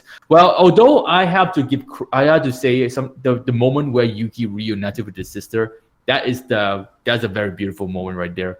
That I think the author purposely did that so that the audience can like have both sides of the argument in terms of why what the Matos are doing in the world. Well, obviously you got the gods out there messing around, but I would say that I think introducing what Yuki's sister is going through, that kind of expands on the lore around this Matos a bit more. So I think that's something I can give credit for the author, but I cannot give credit for him in terms of like how he make the story so horny instead of like making it more so like very deep in terms of Akame ga Kill, sort of like that direction. So I think he just wanted to write something horny. So I say okay, might as well, I guess. So Chain Soldier. Yeah, don't really watch it for the story. Watch it for the H content. So yeah. Sooner or later, Yuki gonna start asking the girls to, have more fun with him on bed. So yeah. It's gonna get To be what I find funny is that Kyoka and who's the other girl again with that have a machine gun at hand? I think Himari? Himari, yeah, Himari. Kyoka and Himari kiss Yuki like more than 5 times already in the lips. How is it that they are not like in love with him already? Because it's like seriously, I find it so weird. But oh well, that's just me, I guess. It's slaves. I mean, he's still a slave, I guess. But dude, you should know how vulnerable girls' heart is when they kiss someone. So I mean, who knows? Maybe Kyoka is hiding it. You never know. She could be hiding it. Yeah. Definitely looks like it's going down that route. But yeah, as someone who still hasn't caught up, anime only, who still hasn't caught up with this series, I mean, I don't think I have much to say. I will say, though, that, yeah, I do feel bad for the manga readers because from what I've heard many, many times, they've butchered the source material. They've apparently neutered the fan service, and the action and the visuals are just pretty underwhelming. I mean, Matt already said it. Like I'm pretty much just watching it for the fan service, which I will say is, I mean, from my experience as an anime only, I feel like that's enjoyable. At least, I mean, it's very much like Gushing Over Magical Girls, with the way it does lean into fetish territory, because in Chain Soldier you do have foot stuff and that one girl who can make herself giant. So you got the giantess fetish down. You got probably tons of other stuff that Chain Soldier could probably tackle and has tackled already. So yeah, they did a good, in my opinion at least, as a filthy anime only. They've did a good job with the fan service. But yeah, for those who are looking forward to like some good action, as what they thought, as what they saw from probably the source material, yeah, that's this show must have been a big blunder. But yeah, other than that, I mean, oh yeah, you got a season 2. I mean, let's be real. I mean, if Classroom of the Elite can get a season 2, but despite its tanked Blu-ray sales, then I think it's fair to say that anything could get a season 2. Any anime could probably get a season 2. But yeah, other than that, Chain Soldier, I mean, it's good fan service fun. I'll say that. But yeah, other than that, are we ready to move on? Yeah, I think so. Okay, something good next. That's so I've heard. Next up on the list, The Dangers of My Heart, season 2. Oh yeah.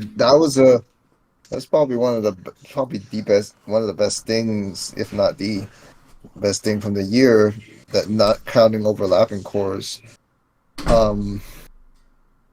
Yeah, this is. I don't know. Where do I start here?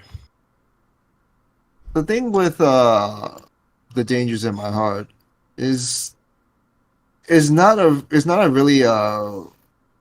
really flamboyant compared to most other rom-coms. I can understand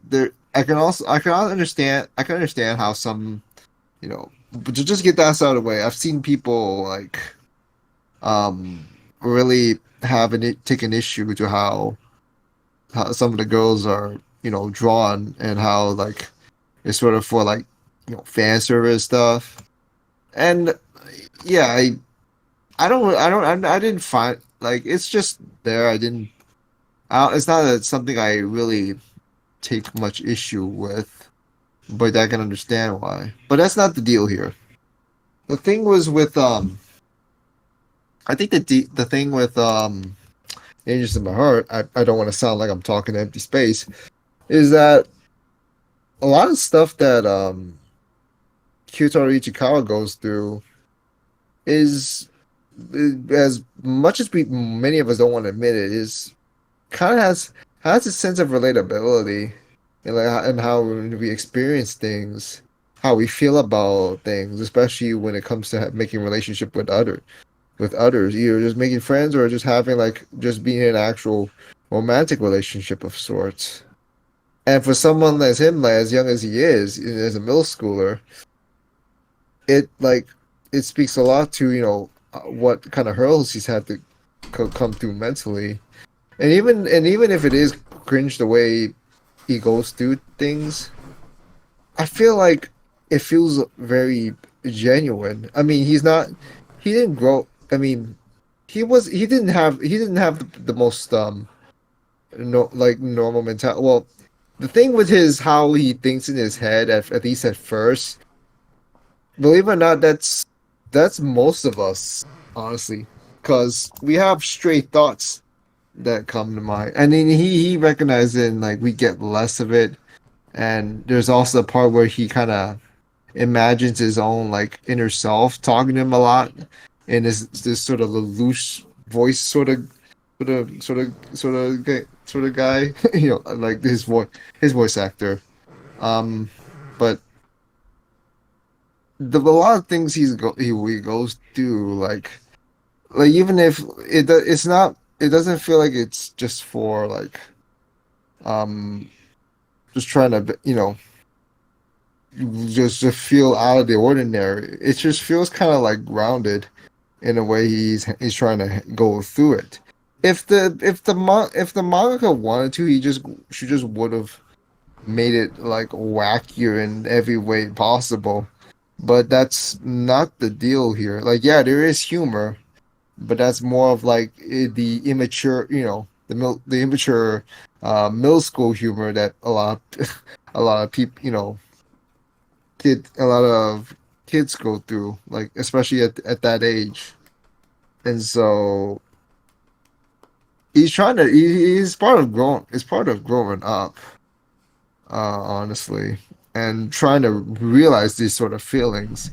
But when he realizes it, and then he realizes that Ana Yamada feels more or less the same for him, that's when things start to it's another hurdle in itself, and it takes a lot, like, to just kind of get that extra, get that one extra push to have a to be able to unveil, to be able to come forward with these mutual feelings.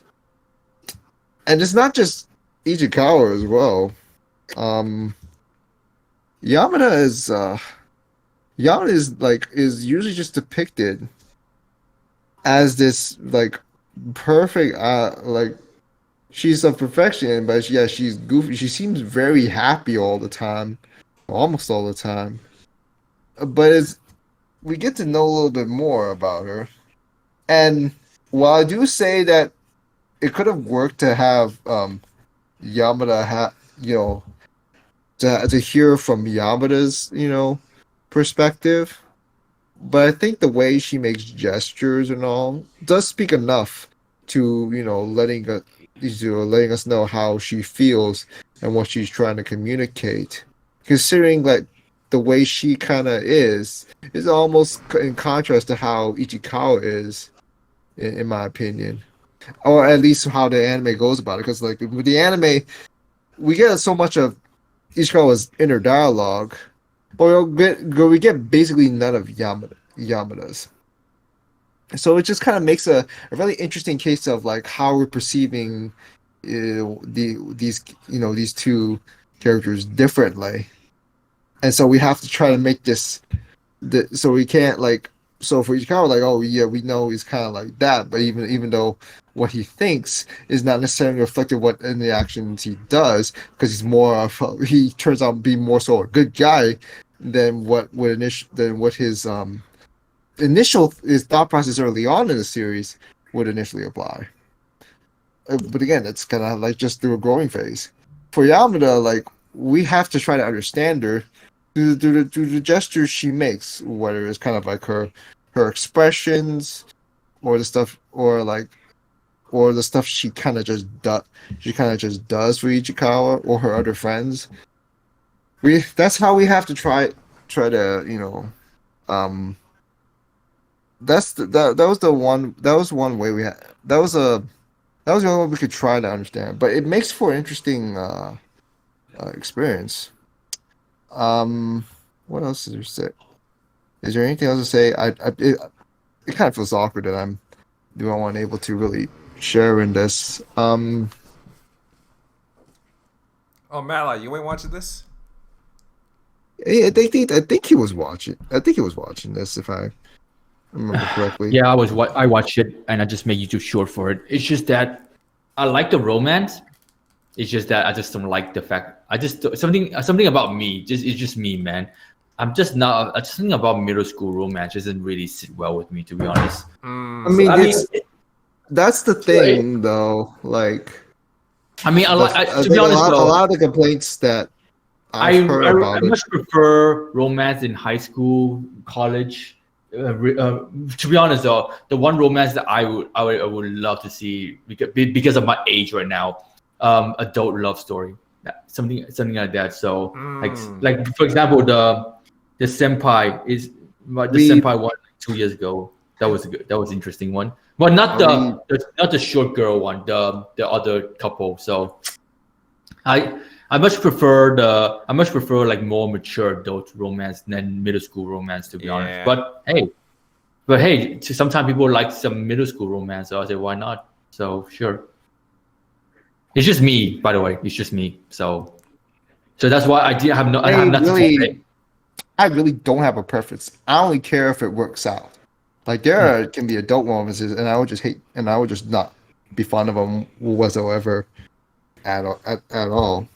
Even if they're adult, it should be for me, but no, it just is not. Sometimes, but I feel like just because something's more older, it involves older people, doesn't necessitate it's better or even more maturely handled. It's just the biological age that is noted. That it just kind of notes this is the high school, this is the middle school, or even this is just college or like work, you know, colleagues, work colleague romance or something like that. But it's a kind of a it's a it's kind of a demographic in itself in a way, and for better or worse. Um, I just don't like using that as sort of a judgment to how I'm going to feel about the quality of a romance story.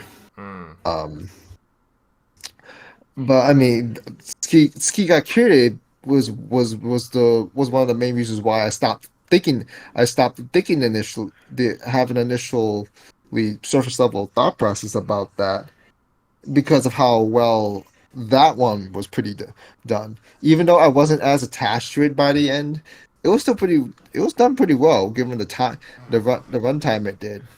And for Buggy like I think there's a little bit more of a.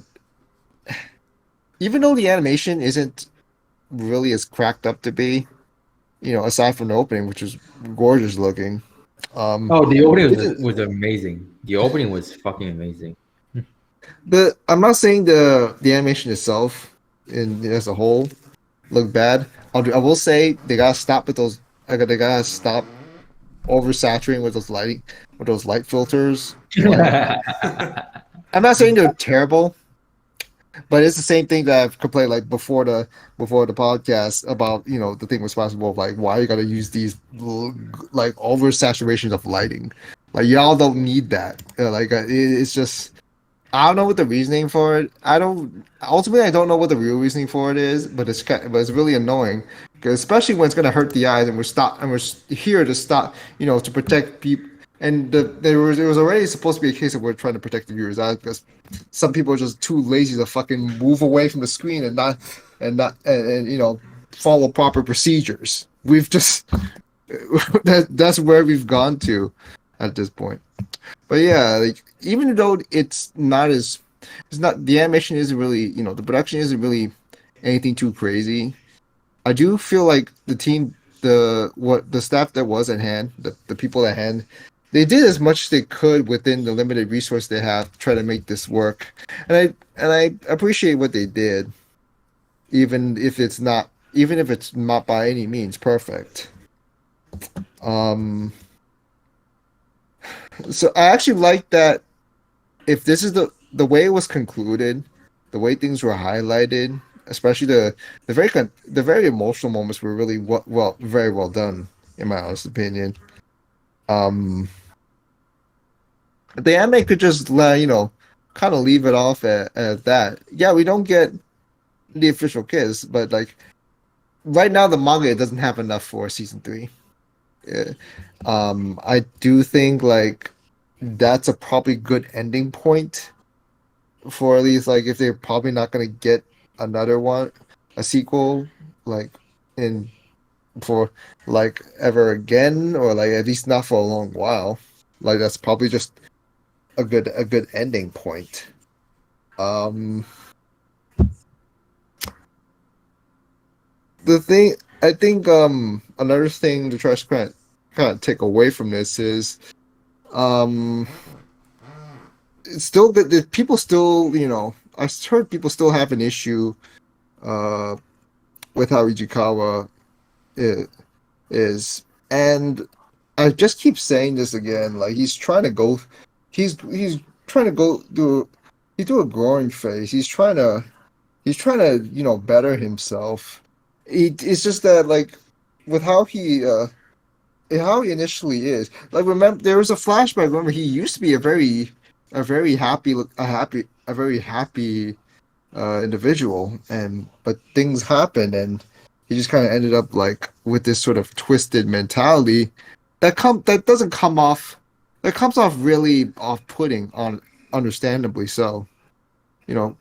But I've said this before, and I'm gonna be admitting here, I was kind of in middle school. I can kind of relate to him. Interesting.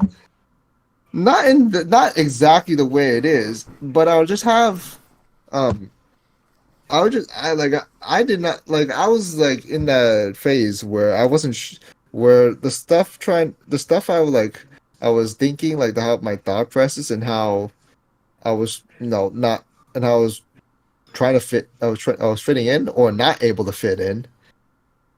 That is more or less something where I can kind of understand or if not relate to Ichikawa. And I still don't find myself a particularly social person, but I try to make acquaintances as friends whenever I can. I've continued that up until the end of my high school years, and it worked out. Like it wasn't by me. I'm not. It's all of a sudden I'm not. It's not like all of a sudden I'm the popular boy or whatnot. That's not what I aim to. But I want to be to where like I can feel comfortable around being around groups, and that's something that Ichikawa has made as much strides as he can to do, as well as trying to realize these growing feelings, which turned into something like a romance with Yamna. And there's also a Yamna because like we've seen her own sort of insecurities. And Ichikawa was the one that just liked her the way she is. And because of that, she felt more reassured around him. But she also doesn't want to cause trouble for him. That's another insecurity that she has, which is sometimes why she tries to push him away at times. And when Ichikawa knows that, it's like, no, we're not doing that. It takes it.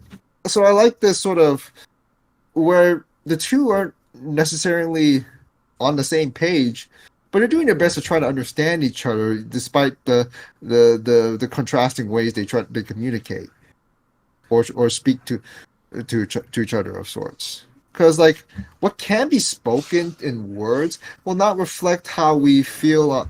Will not necessarily mean we'll be able to tell them or make them understand how we really feel or what we're trying to mean. You know what I mean? Words can only do so much in on its own. So yeah. I don't have much else to say about it. I mean, the side characters, they're not really anything special in my opinion. But they do their role. It's no big deal whatsoever. Ishikawa got some really funny ass friends though. I will say that some cringe friends though. I won't give it that.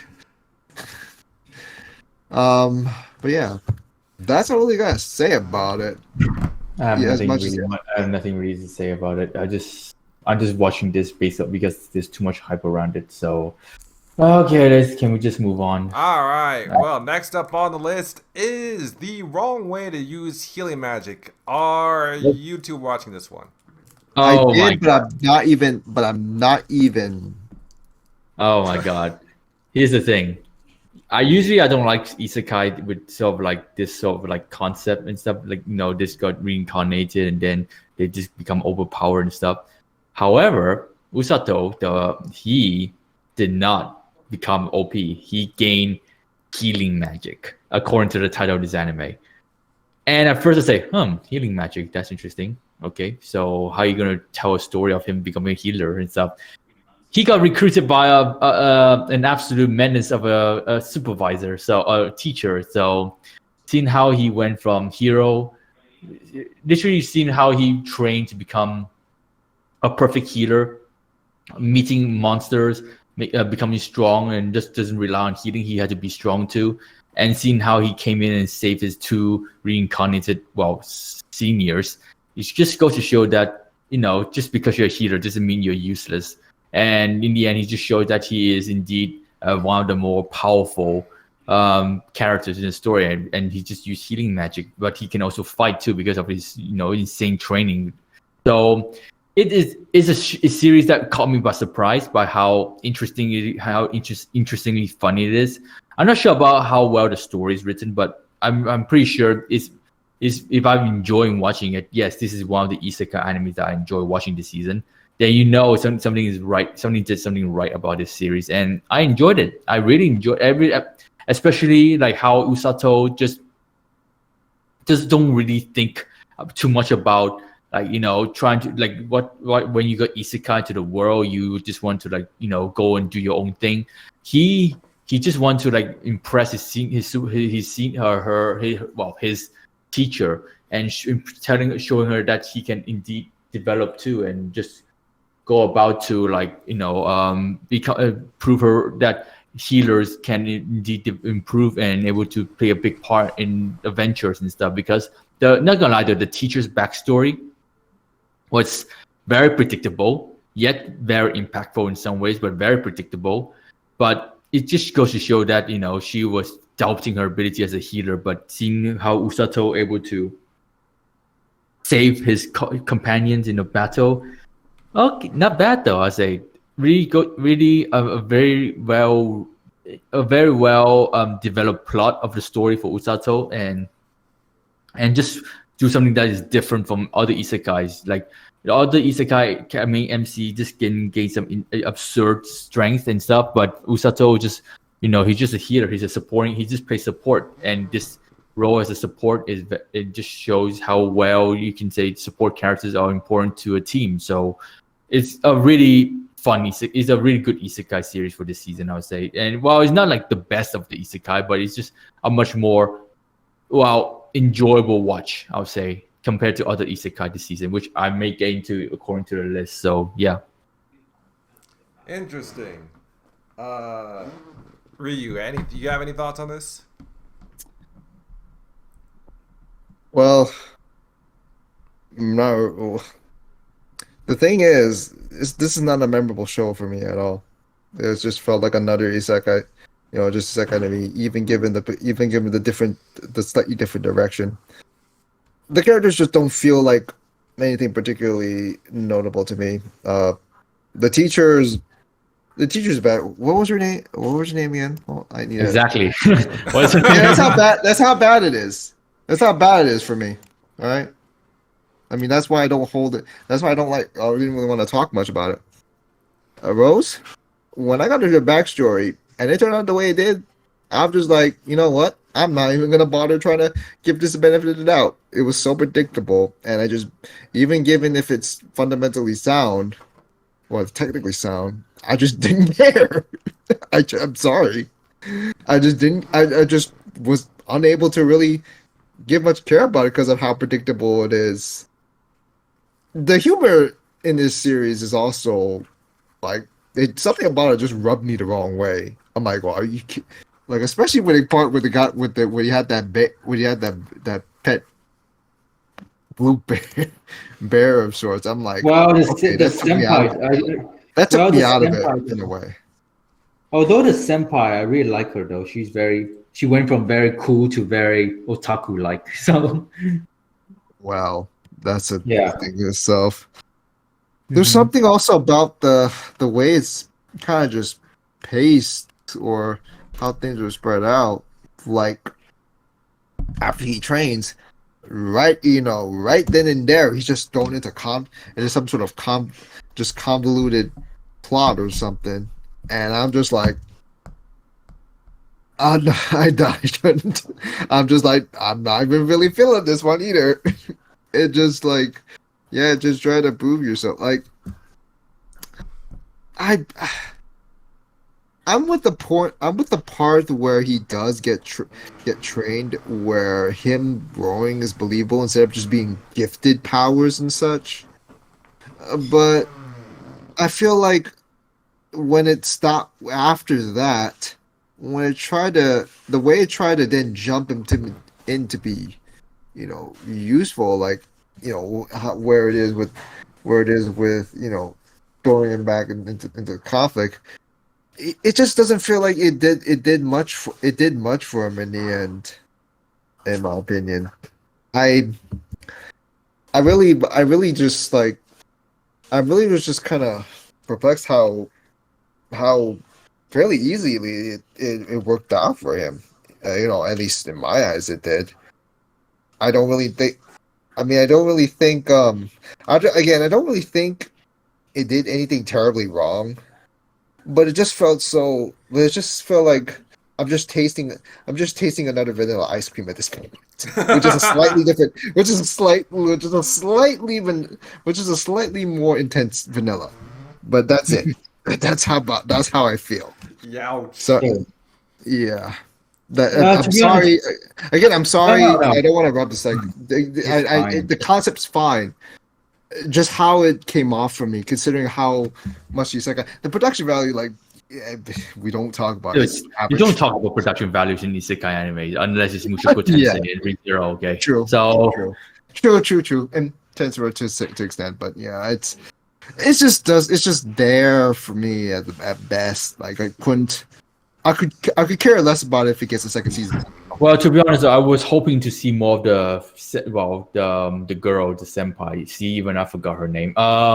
So yeah, let's just say You forgot it too. That's you forgot the name of the senpai too. I forgot his name already. So this series is forgettable, but this series is very forgettable. But at least I enjoyed it for this season. That's all I can say. So yeah, I mean, if I were to recommend people for something involving healer magic, this is a very good example of an anime. So you can recommend people to watch to see healers in action rather than seeing your typical MC in action. So yeah, I mean, that's all I need to say. I have nothing more to go.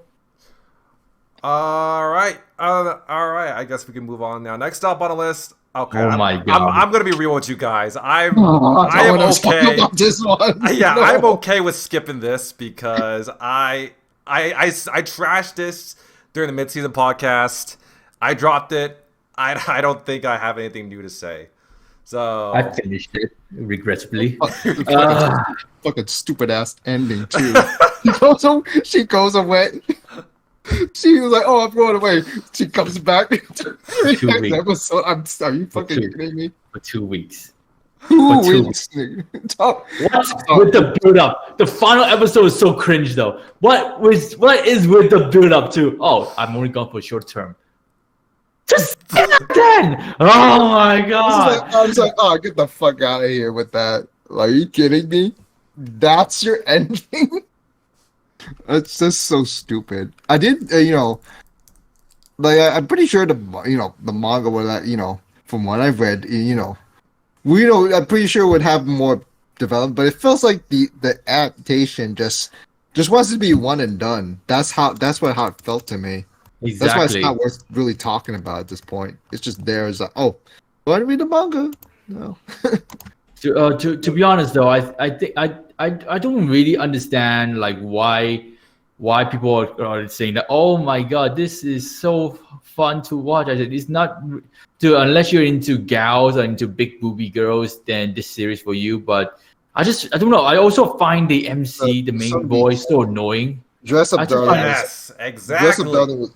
Dress Up Darling was better with the gal thing because the gal girl is actually a character here. Exactly. In that one. Mm-hmm. But still, I find the MC so annoying. Like something about him. Don't even get me started on him.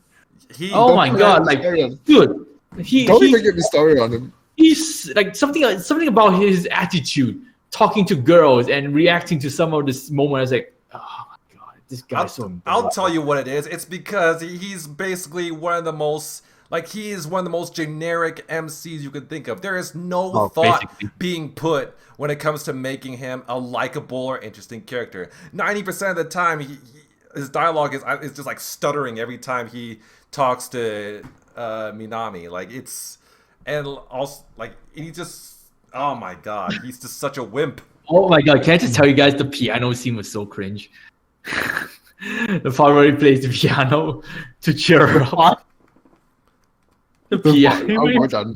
We're done. We're not talking about this no more. No more.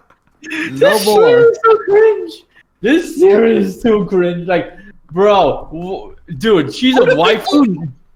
Who the 52 people having him in favorites? Who the 52 people having him in favorites? Are you kidding me?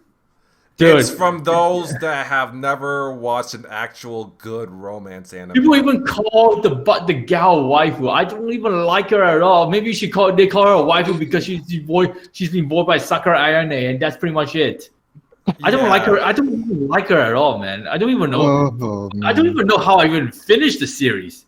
Oh my god! I don't even know why I would bother finishing it. Oh, It was an my afterthought. wow. It was an afterthought. It Yeah. was such an afterthought to finish every Monday. To be honest, what I was hoping for this series is that they promote Hokkaido, show us more to Hokkaido than just Sapporo and yeah, Otaru. that's literally what it was saying. Hokkaido. Girl, They don't do that. Are you? they only kidding me? showed the town of Hokkaido a town in Hokkaido that no one will ever go to. Could you at least This go is somewhere else? Like we just hook, line, bait, switch. Are you? Yeah, whatever. I've been I'm done with this. bamboozled. This series is so unworthy. Move on. Yeah, I will. I don't want. Oh my Number god, the 9. next one. Number 9, I don't want to Okay, talk about. okay. This one I actually did watch and I am caught up on. And I don't know. I don't remember if it's. Hold on, is it finished? it's not. not finished yet. No, it's not. It's finishing finished. today. Okay. Real, it's finishing today. It's It's not finishing finished. today. Okay. Oh yeah, because it got delayed. It should have finished, but last week, but it got delayed. Yeah, And then, Real, it didn't should've. you say the manga's good? well, it's on hiatus, and it's been a while since the chapter release, so I can't. Well, the manga at least seems to have a better ways of depicting certain scenes and explaining certain scenes, but I don't know what I don't know how to feel about the anime. It's just whatever. It just kind of everything is just kind of presented so plainly that I couldn't really care. Like, cause the thing with the Witch and the Beast is just like a lot of what made the manga appealing was how terrifying was how the kind of the intensity or how terrifying it depicts certain scenes. I don't get any of that in the anime. That's the problem. And the anime has more striking depictions of has better paneling, like of how they depict a lot of the scenes. Actually, I'm being redundant here, but it just doesn't. The anime just feels like a very half-assed reiteration of what the manga has, honestly, and it's not good. I mean, the score of the anime reflects as such, which isn't helpful at all. And then you look at the manga score, and you're like, what the fuck? Like that's when you know some shit's wrong. But I don't like when they just half-ass these adaptations like that. Like you're like, are we just there just to read the manga and all? I digress. I don't like saying much on it. Yeah, I watched it, caught up with it. For me, like, I wouldn't say it's bad or terrible, but it's just fine for me. I'll be a little bit disappointing because I originally got into this show expecting like at least a decent, like entertaining, like kind of like gothic fantasy type anime, kind of like what we saw with shows like Undead Girl Murder Farce. So I was kind of hoping it'd be, I would get some type of entertainment out of that. But so far, it's just fine for me. I think it's got some pretty great action, pretty good bloody action. And yes, there's some decent witch kisses sprinkled in some points in the anime. And the main two, I mean, okay, well, actually, that's kind of diving into my cons of this series. But going back to my pros, I mentioned this during the mid-season podcast, but for me, I still feel like this show is kind of suffering from the same problem, the same dilemma as Inspector Season 2, where the side character a group of side characters are much more interesting and likable than the main characters. Yeah. Because Inspector Season The 2... girl is so unbearable. She's so unbearable. Seriously. Yeah, with Inspector Season 2, we saw But that then, with yeah, Yuki Inspector was a show that initially had my appeal, and then it just wore down immensely with time. It just had a format where it worked well initially, and then it just kind of got lost me like along the way. But yeah, with Inspector Season 2, everybody loves the Yuki Onna, and they wish that there was a spin-off with those two. With The Witch and the Beast, I feel like the same can be applied to Fenora, the necromancer, and her servant Johan. I really like those two, and I wish those two... I really wish we could see more of those two. Much more than the main two duos. The main two characters... Now we're going to my cons with this series. Yeah, they're...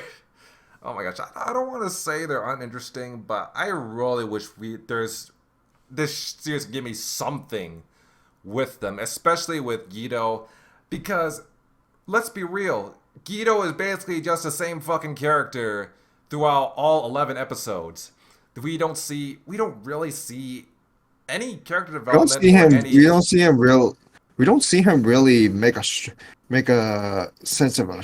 He feels so lifeless in how he's depicted. Like, yeah, it looks cool and all at first, but it's like, damn, he doesn't even change one fucking bit from season. I'm like, maybe that's how he is in terms of his assignment, but the way it could help to at least make him look feel more human, considering like the kind of jobs he's kind of undertaking. It feels like it just feels too. It's not like the sense with Freedom, where they're just more like calm and collected and not trying to over exaggerate things. It's just like they never had a wherewithal with him showing them emotions at all, or they just lost, or they just don't have a good script for it. I don't know, because I remember in the manga he seemed a lot more expressive. Who, Guido? Yeah, from what I remember. Okay. Yeah, I mean Guido. Yeah, it's weird because Guido in the anime, it's just like she's a one-track mind. Oh, I gotta hunt down witches, and anybody who's in my way, I'm gonna beat the shit out of them. And that's pretty much how she was during like the entirety of the anime. I mean, now the dude who Ashaf, yeah, that was his name, Ashaf. I feel like he's a bit more likable, but I don't think we've seen much from him as well in terms of like interesting character development or just anything like that. So, that's pretty much one of the reasons why this series is just meh or just fine for me. The other is just I don't know. There's just nothing else for me to grasp onto when it comes to this series. Aside from like the action, I mean, yeah, I guess there is some interesting lore when it comes to the witches and the supernatural stuff, but everything else is just it's just nothing. Nothing's really sticking for me. So, yeah. Other than that, I mean, Witch and the Beast. I mean, I feel like I could say for this series what you said for a lot of other series. It's just there. But yeah, I think that's pretty much it for me. I was hoping that this series I would like this one, but I just don't know why. I just don't like anything about it. So just apathetic about it, right? Yeah. So let's move on to All my right. god, the next one. Are you?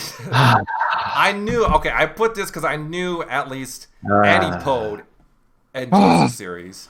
The material for Tomozaki-kun is inherently good.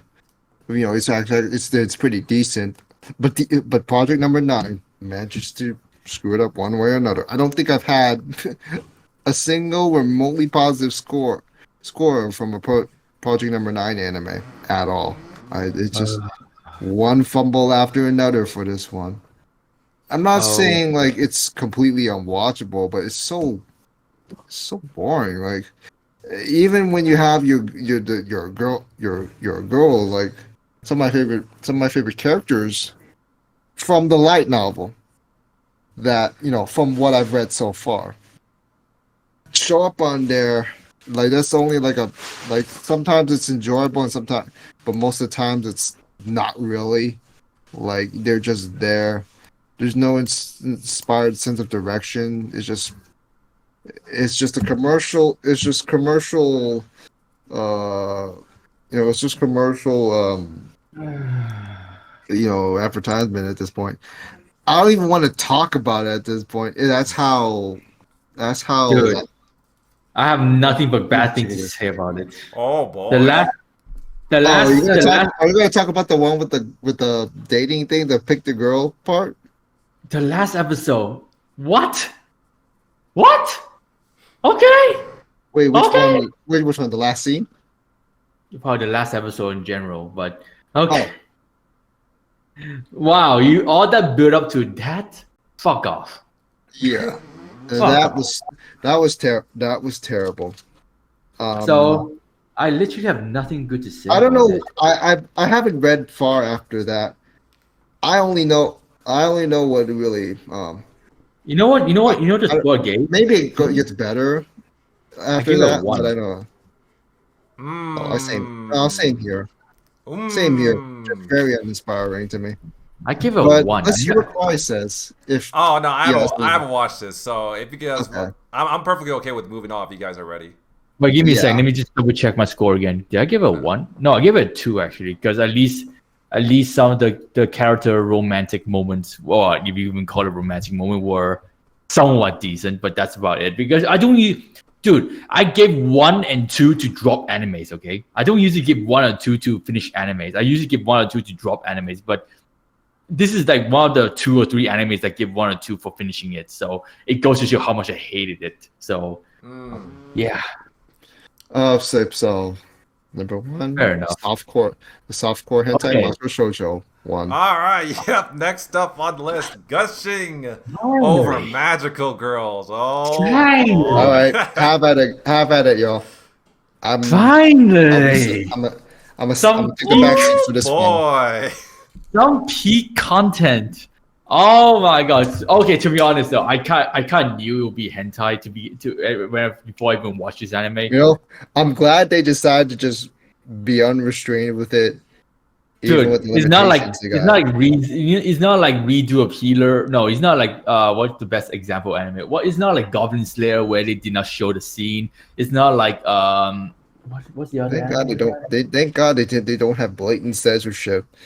They just they didn't do the big surprise thing like we do for most of the isekai animes, especially for ReZero one. So this one is just like they straight up showed it in the trailer or even the visual art. Oh, the key visual. Oh, the key visual. The key visual. The key visual is literally just screams hentai already, man. So I saw. Oh yeah, I saw that. I saw that KB, and I was like, oh, they cooking. They're cooking. So going to this anime and they know what the fuck. They know what the fuck they doing. It's just running. They're just running all the way to the finish line with it.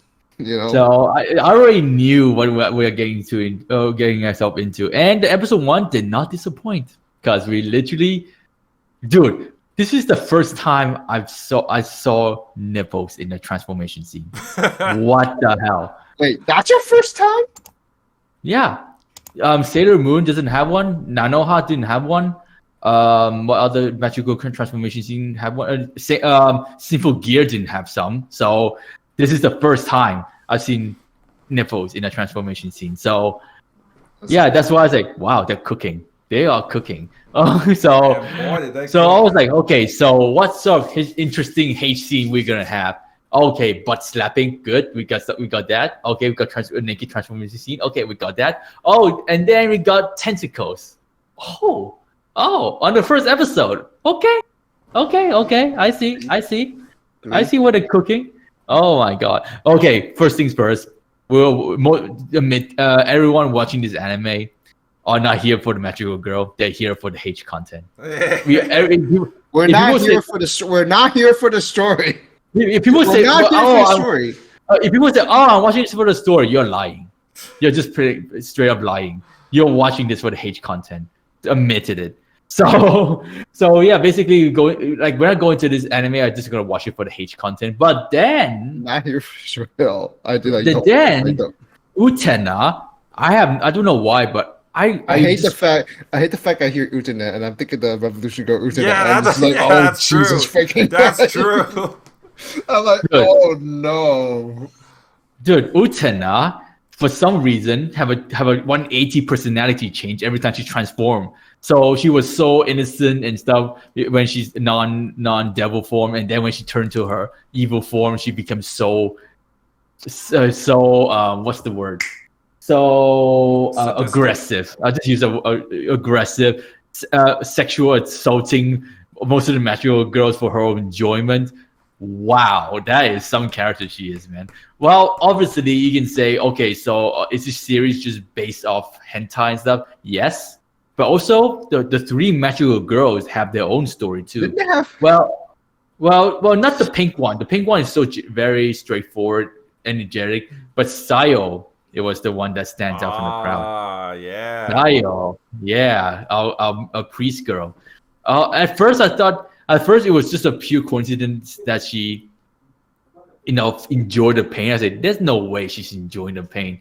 And then when it comes to episode 4 or 5, it kind of showed. She really showed it, man.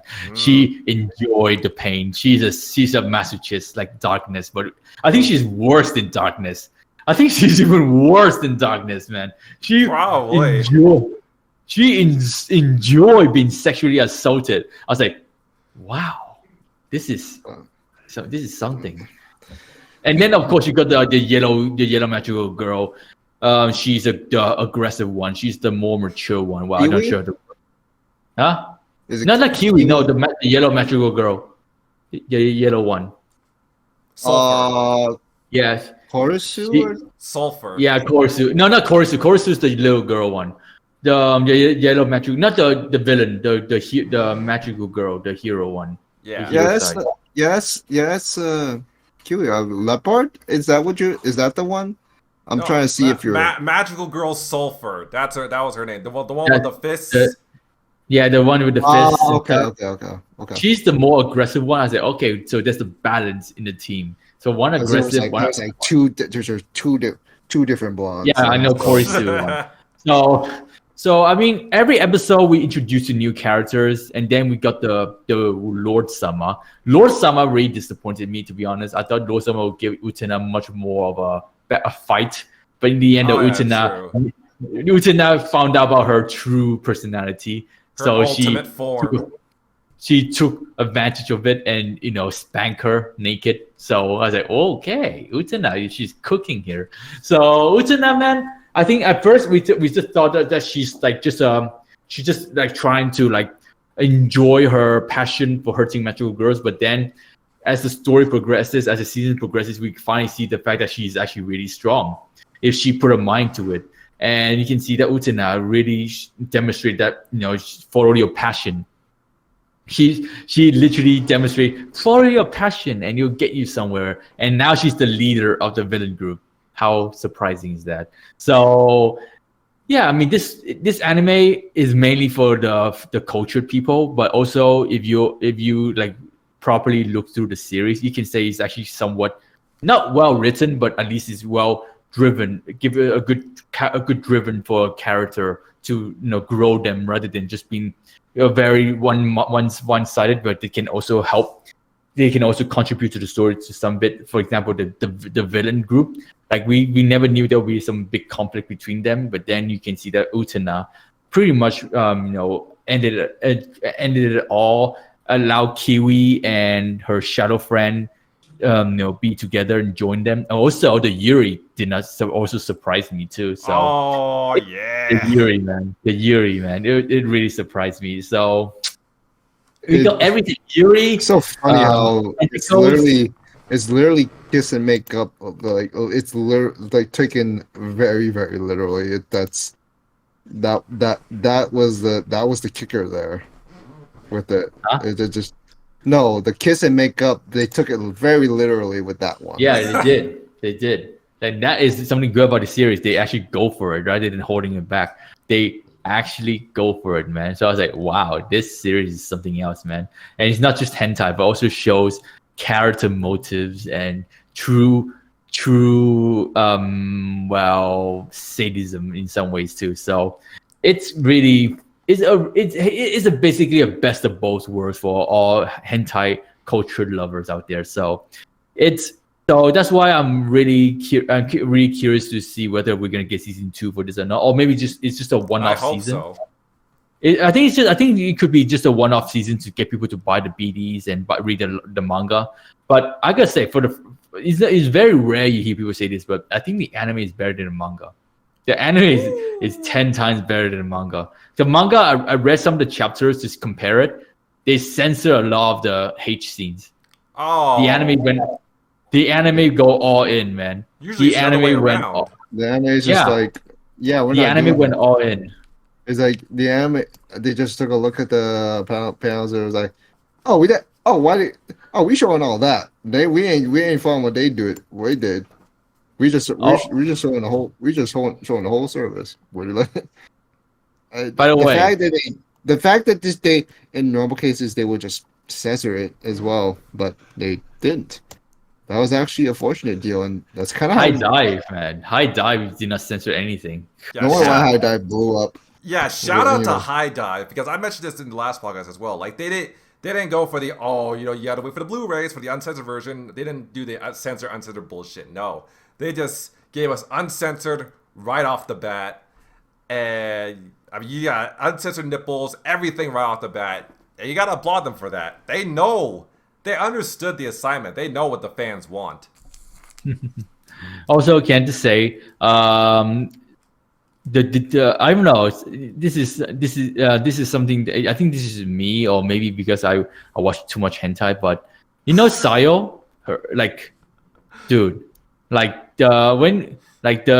oh my god, I can't believe I'm saying this, but it's so weird for me to say this, but they drew the body so fantastically well, very very realistic, I would say, to some extent. Yeah, like for example, when you see hentai and stuff, well, except for High School DxD, well, I'm not sure about That's that. Not but really. When it showed the naked body, it's just like I felt like they put a lot of like detail part of the skin and how they portray the size and stuff really well. So I'd say they did really well with the body animation, I'll say so. And also the jiggling and stuff. Oh my god, they are going hard with it, man. Like this series, I wish it moved more. I wish more. What do you mean moved more? Yeah, I did say the production is kind of sometimes it just feels like a lot. No, I'm not saying it's like everything is totally terrible, but it's like you do feel like the production doesn't is a little short-handed with how some scenes just feel like a sliding panels here and there.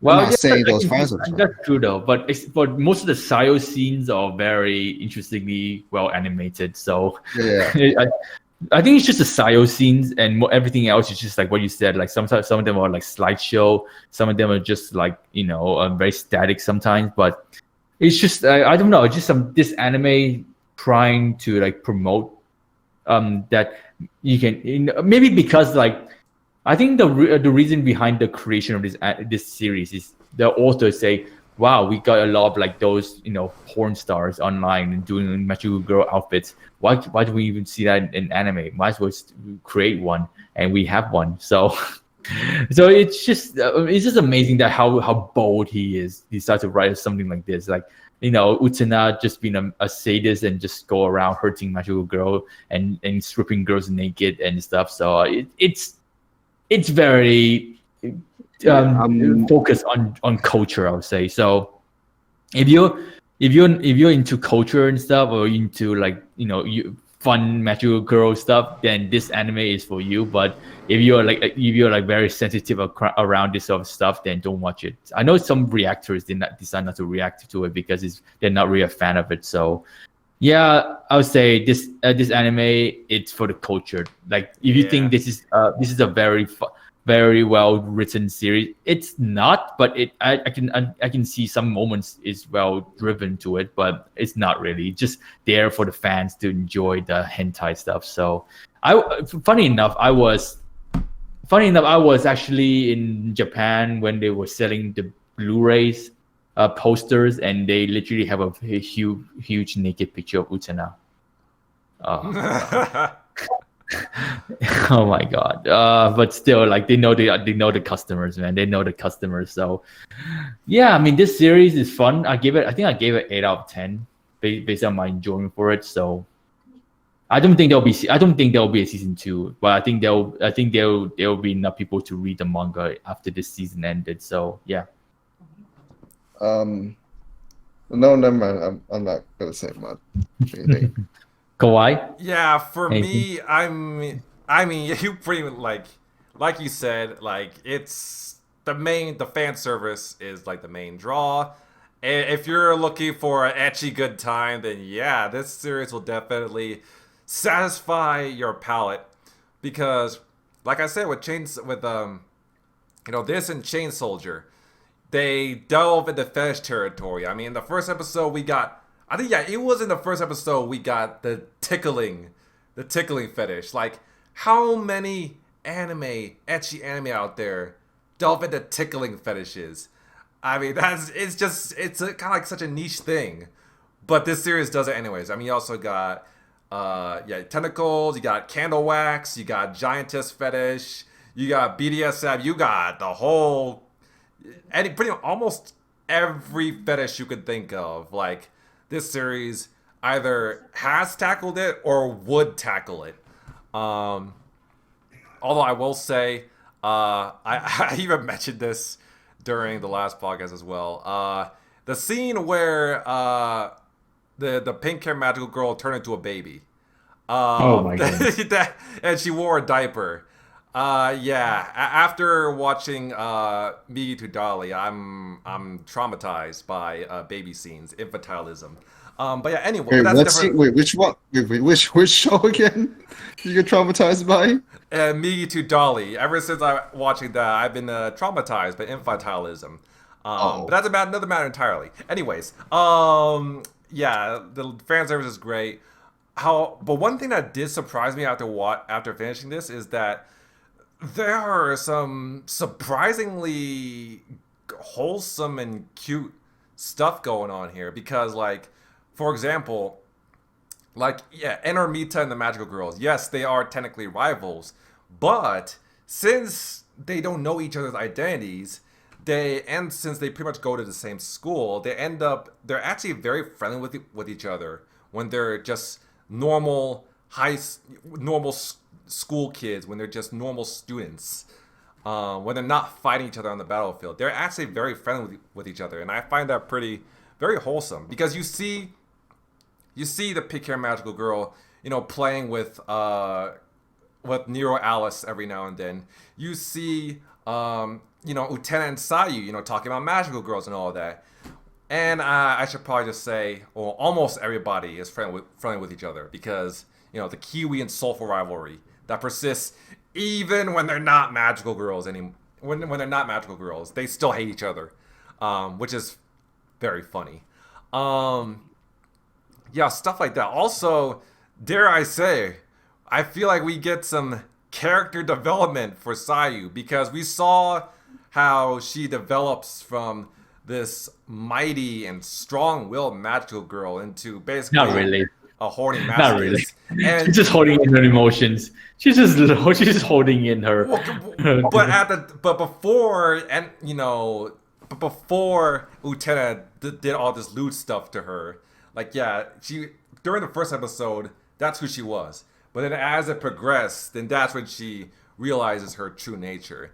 And that did cause her quite a few problems. Because, first of all, Utena was disgusted when she first revealed her true nature. She was like, anyone will be disgusted by it. Anyone will be disgusted by a magical girl, falling victim to the villain, join forces with them. So it's no surprise.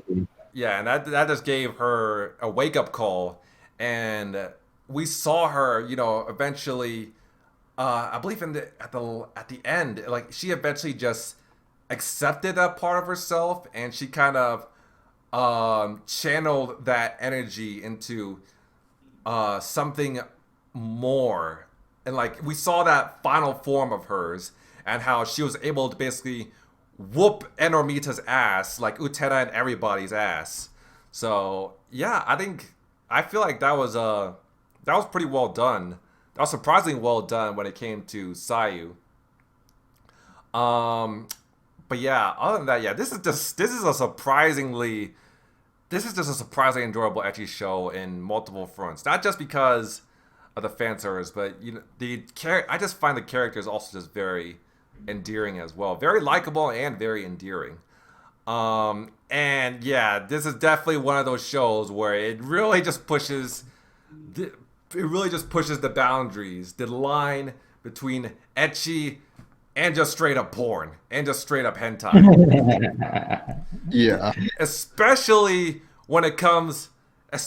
during the last 3 episodes where we saw the lesbian sex scene between Letter Bloom and the idol girl.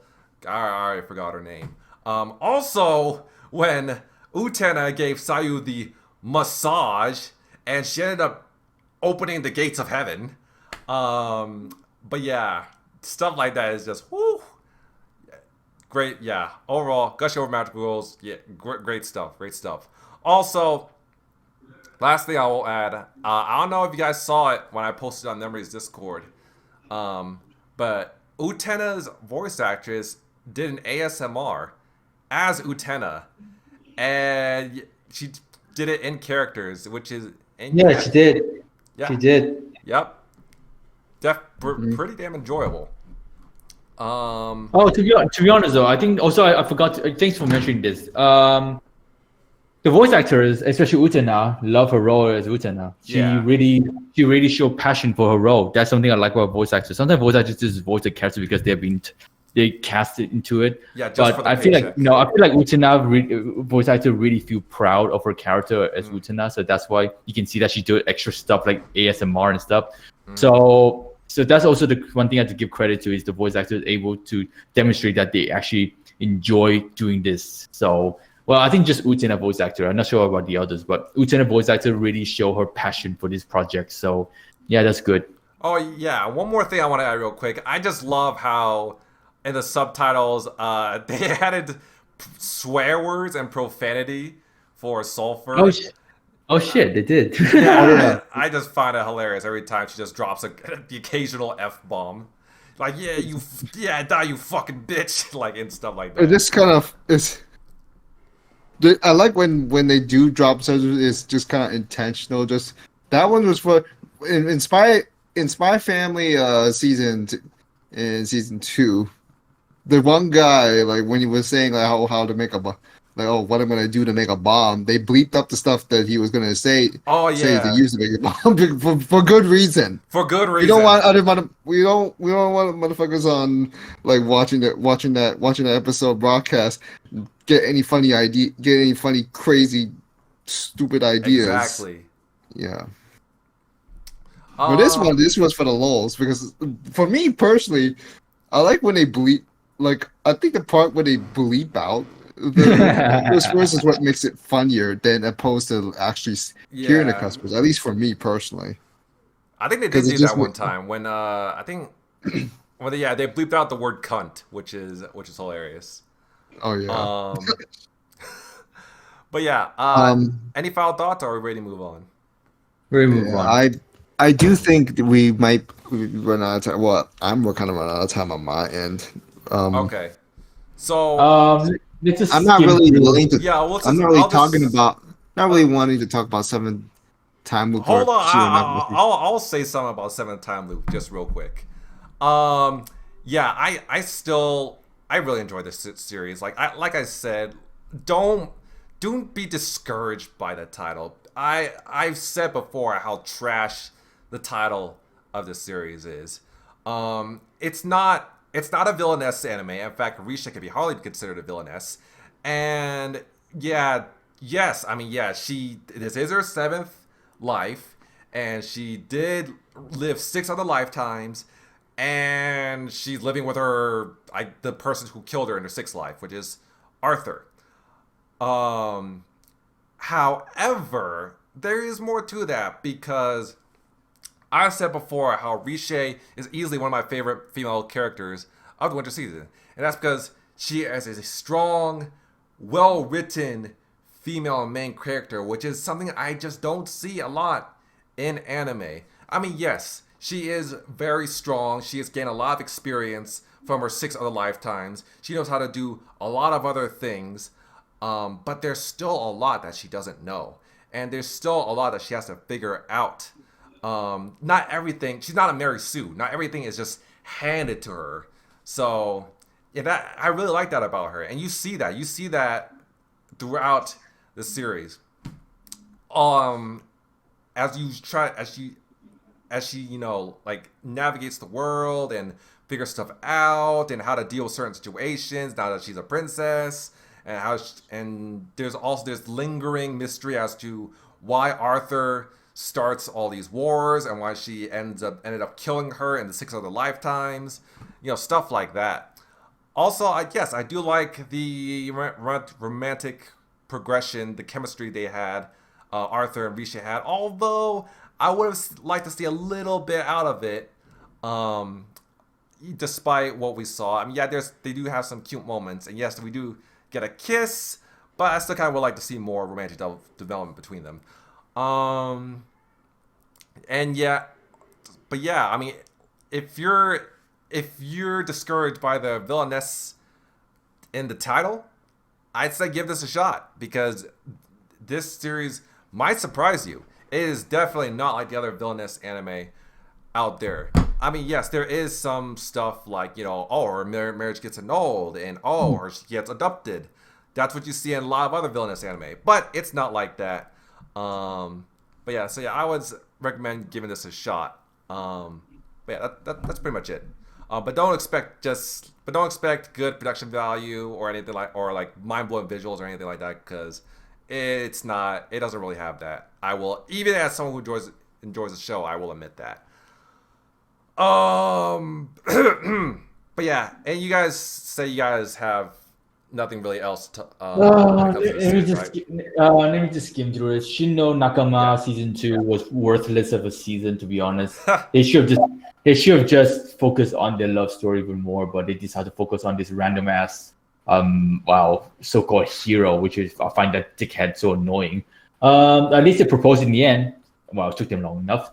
Metallic Rouge. Oh my god! Don't even get me started with the last episode. Oh Jesus Christ! I just watched it earlier today. Okay. As someone who hasn't caught up with this, is the ending really that bad? Like, well, yes. It doesn't count as an ending. That's how bad it is. Wait, what's going on? Is it like here's the best way to describe it. See it as like a prequel. A prequel to see it like a prequel to a main story. That's sort of like ending. Okay. Yeah. It doesn't feel like a finale. It felt like, okay, now she's on to a new journey, a much more important journey now. I was like, it would have worked out if they focused more on the sillier things and gave it more time and gave it more episodes. Apparently, she's supposed to get more stuff, like dude, I remember some projects, and look what happened to it. Like, I remember last year Bone Studio were like going hard with the promotion of this anime. I thought this would be good, but I think around like, episode 4 or 5. What the actual fuck happened back behind the scenes that led to this? I have no clue. I remember also recycled. Metallic Rouge, the robot designs are based off of Toa no Kwon, another Bones project. Yeah, that I'm like, the moment I saw those, I'm just like, that's Toa no Kwon? Or is that even Star Driver to an extent? Like, if anyone's watched those look strikingly similar as well. And basically, Star Driver is basically like what is this Penguin Drum but with mechas? That's what it is. But yeah, it's just a wreck. Like they tried. how do I say this? It tries to do too much things at I once. lost track of the story. I really lost track of the story. I have don't no even idea know what it was happened. trying to do in the end. Exactly. It was more fun when they tried to do the silly stuff, not the stuff that Ahsoka and Tribe there. Like I'm not even sure what where it was trying to go with. It's like it feels like something that could have been handled better if it was given 2 cores. Like maybe it would have worked out better. A lot of people were reiterating this, and I say I say from as good old say from Freeman we say, what a sorry state of affairs. That's literally what it is. That's how terrible it is.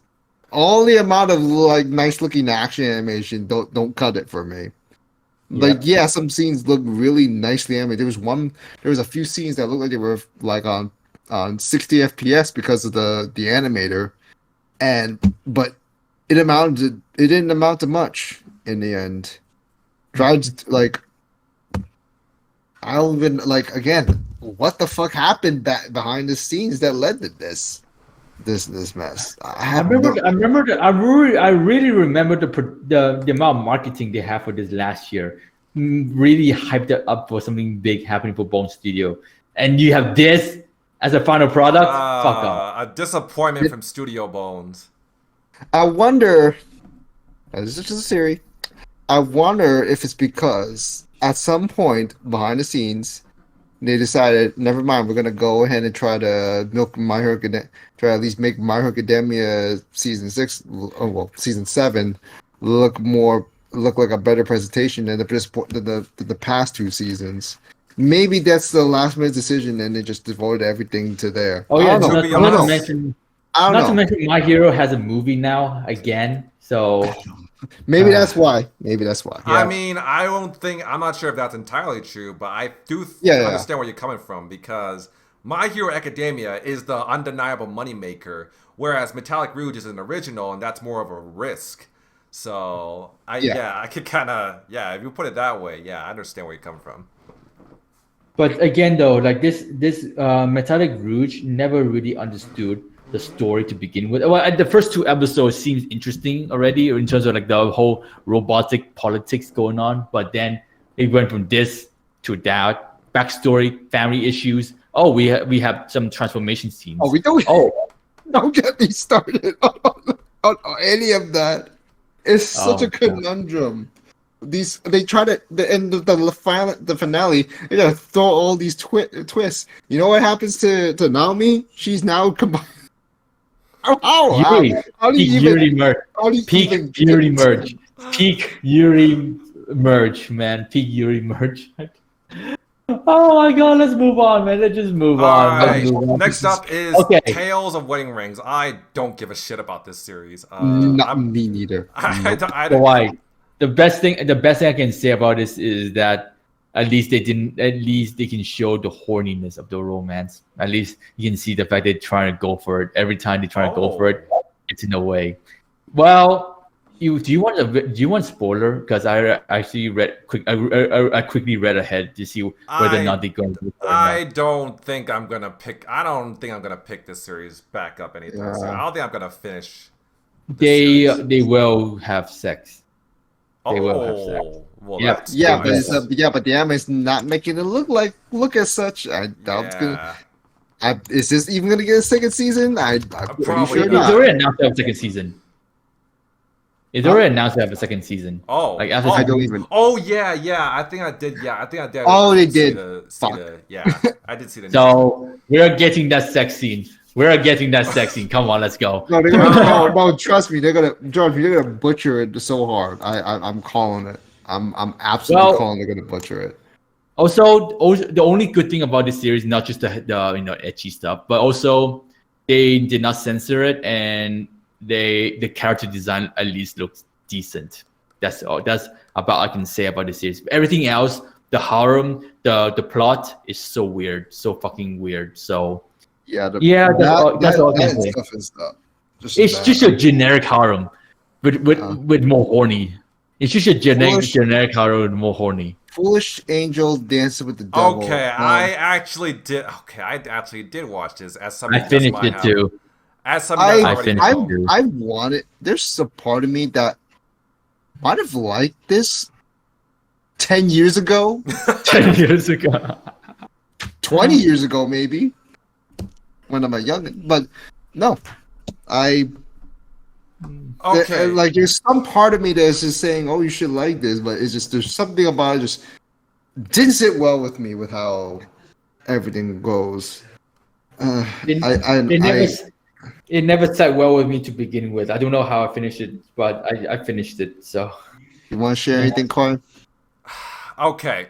I will say the first, I want to say 8 or 9 episodes I enjoyed because the series starts off as like a fun like comedic rivalry between Lily and Akutsu, as we get to see like during the first 3 episodes we see like this Kaguya-sama type rivalry going on where Oh yeah, I've heard comparisons to like, that. this Kaguya-sama type rivalry where they get the they try to get each other to forfeit to like admit like falter. They try to get the upper hand on each other. I really enjoyed that, especially with fun fact, the 2 boxers with the animal heads are voiced by Goku and Luffy's Japanese VA, so that's also really cool. But then it started getting to the romance where they no longer have to do this rivalry, and now it looks like they're focused on actually developing the romance between them. I was still on board because I was looking forward to how it develops. And then we get to the last 4 episodes. Oh dear. And that's oh dear, when oh dear. and that's when this Oh, dear. show took quite a huge nosedive for me.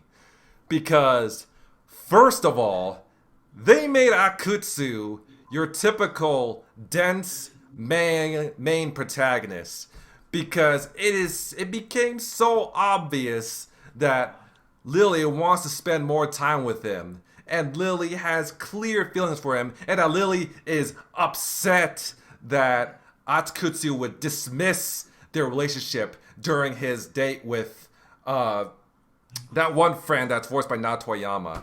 Go on, And go on. Keep going. but Akutsu just wasn't getting it. He wasn't fucking registering the signals. That was the first sign of trouble. The second sign of trouble was that whole bullshit surrounding Lily's brother, Zwei, and they basically made her a tsundere damsel in distress. Was the brother was it even necessary? I think the Why? brother was Why do they have to? Why do they Dude, have to make? the brother Why does was it have to? added in. The brother was added in just to spice up the ending. Oh my Why? god! Why do they have to make such nasty looking drama with this dude? Why? I mean, yeah, I don't get it. Dude, he's your generic vinyl boss villain for any stupid ass role. And then Pretty much. and there's the part where never mind, I gotta play good guy because the good guy's out of control now. He's gone berserk. Oh shit. that I'm like, scene. no, I that's where I'm just like, nope, you're not getting any Nope, second chance nope, for me nope. anymore. Yeah, and Like- then it lead to the finale where I mean it's just whatever. I mean, yeah, I guess we did finally get a kiss, which is great, even though Akutsu that even wasn't a even kiss? They did kiss, Was but that even a Akutsu wasn't even awake. So it's kind of disappointing in that sense. And then It doesn't dude, Kawaii, a kiss doesn't count when the other person did not notice it. yeah, I don't know. yeah, I guess yes, you're right. But still, yeah, I mean the finale is just it's whatever. But yeah, oh man, I really wanted to like this series. I really wanted to have fun with this series. I did during the first half, but I really wanted to carry on to the second half. But it didn't. I mean, yeah, I get it. I get it. Lily came from a strict family, and she needed to break out of her shell or whatever. But I mean, we didn't really need that, did we? I mean, Nope. because angels are supposed to, okay, well, I mean, I wouldn't say angels are supposed to be good because, like, this series obviously doesn't give a shit about following the conventional morality and dynamic with angels and demons. But still, I mean, I feel like the whole thing surrounding Lily's brother was just just didn't sit right with me. And this series didn't really sit right with me, considering the last few episodes.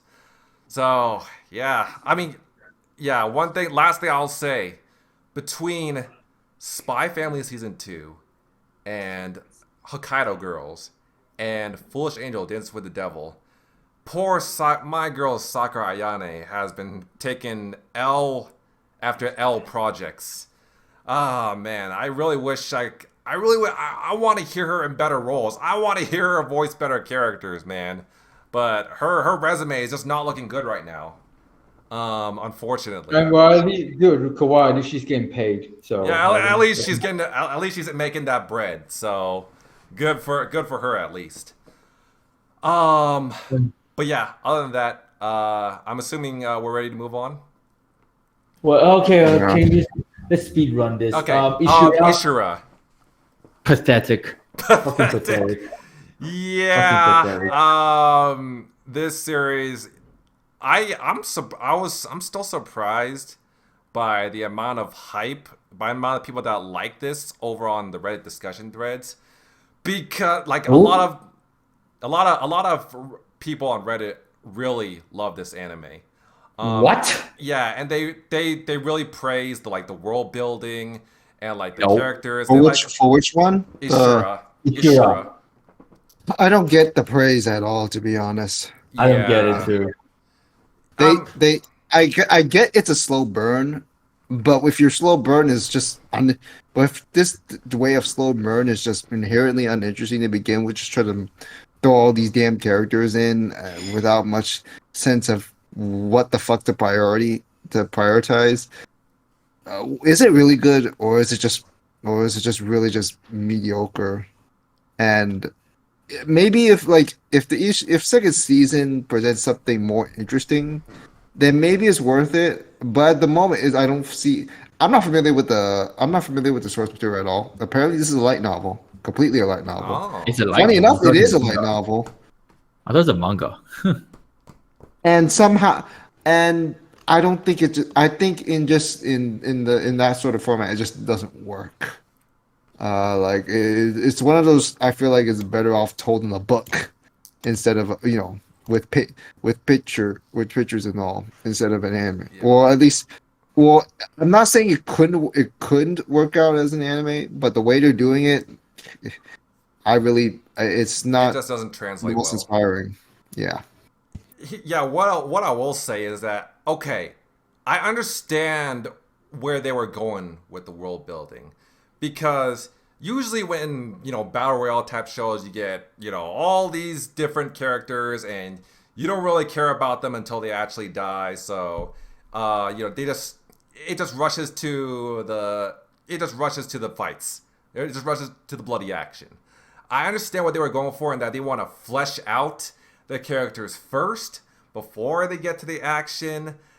However, that doesn't change the fact that the first few episodes, the first half of the series, was an absolute slog to get through, because the way they just set up all the world building and all that, it's just, oh my god, it was just a drag to get through, in my opinion. Was the naked spider even worth it, to be honest? That's Get in the spiders. Darling and the Spider. But yeah, the first 6 episodes was just absolute slog to get through. It doesn't change the fact that the world building is not only interesting, but by the way, talking dragons, really? Come on. Actually, really? They're called wyverns. It's called wyverns. Wyverns. They're just talking dragons. Fuck off. Seriously? Yeah. The world's building is just, I'm not into it, and it's also very hard to I follow. wanted to be into it, but I just can't. It's just whatever to me. It's just there, and I don't even find myself remotely invested. In fact, I've been thinking between this and you guys are probably gonna roast me for this. Between this and Free Ren, it is very hard for me to be invested in fantasy world building. I actually kind of get that. Yeah, I just don't think fantasy world building is just really my cup of tea. Like, it's hard for me. It's oftentimes hard for me to appreciate it just as much as other people. I think really, from my memory, the only fantasy series that does it well is Slime. But even then, I feel like I would be more lost if it weren't for my subs, clarifying and giving me more context in my live reactions. Also, another thing I don't like about this series is that people on Reddit are going, I care about all of these characters. I don't want any of them to die. What? For me, I'm like, bitch, I don't give a shit about half of these people. It's a fucking survival of the fittest anime. Why do you want them to die? But because they think they're all they think they're all so developed. They all have their own motivations and all that. But In what way? No, I don't give a shit. Like, even when Ragneji and Kurte were having their tearful goodbye after they were dying, I'm like, I don't care. I really don't care. Like, Ragneji can curl off and die. I just want Brokeback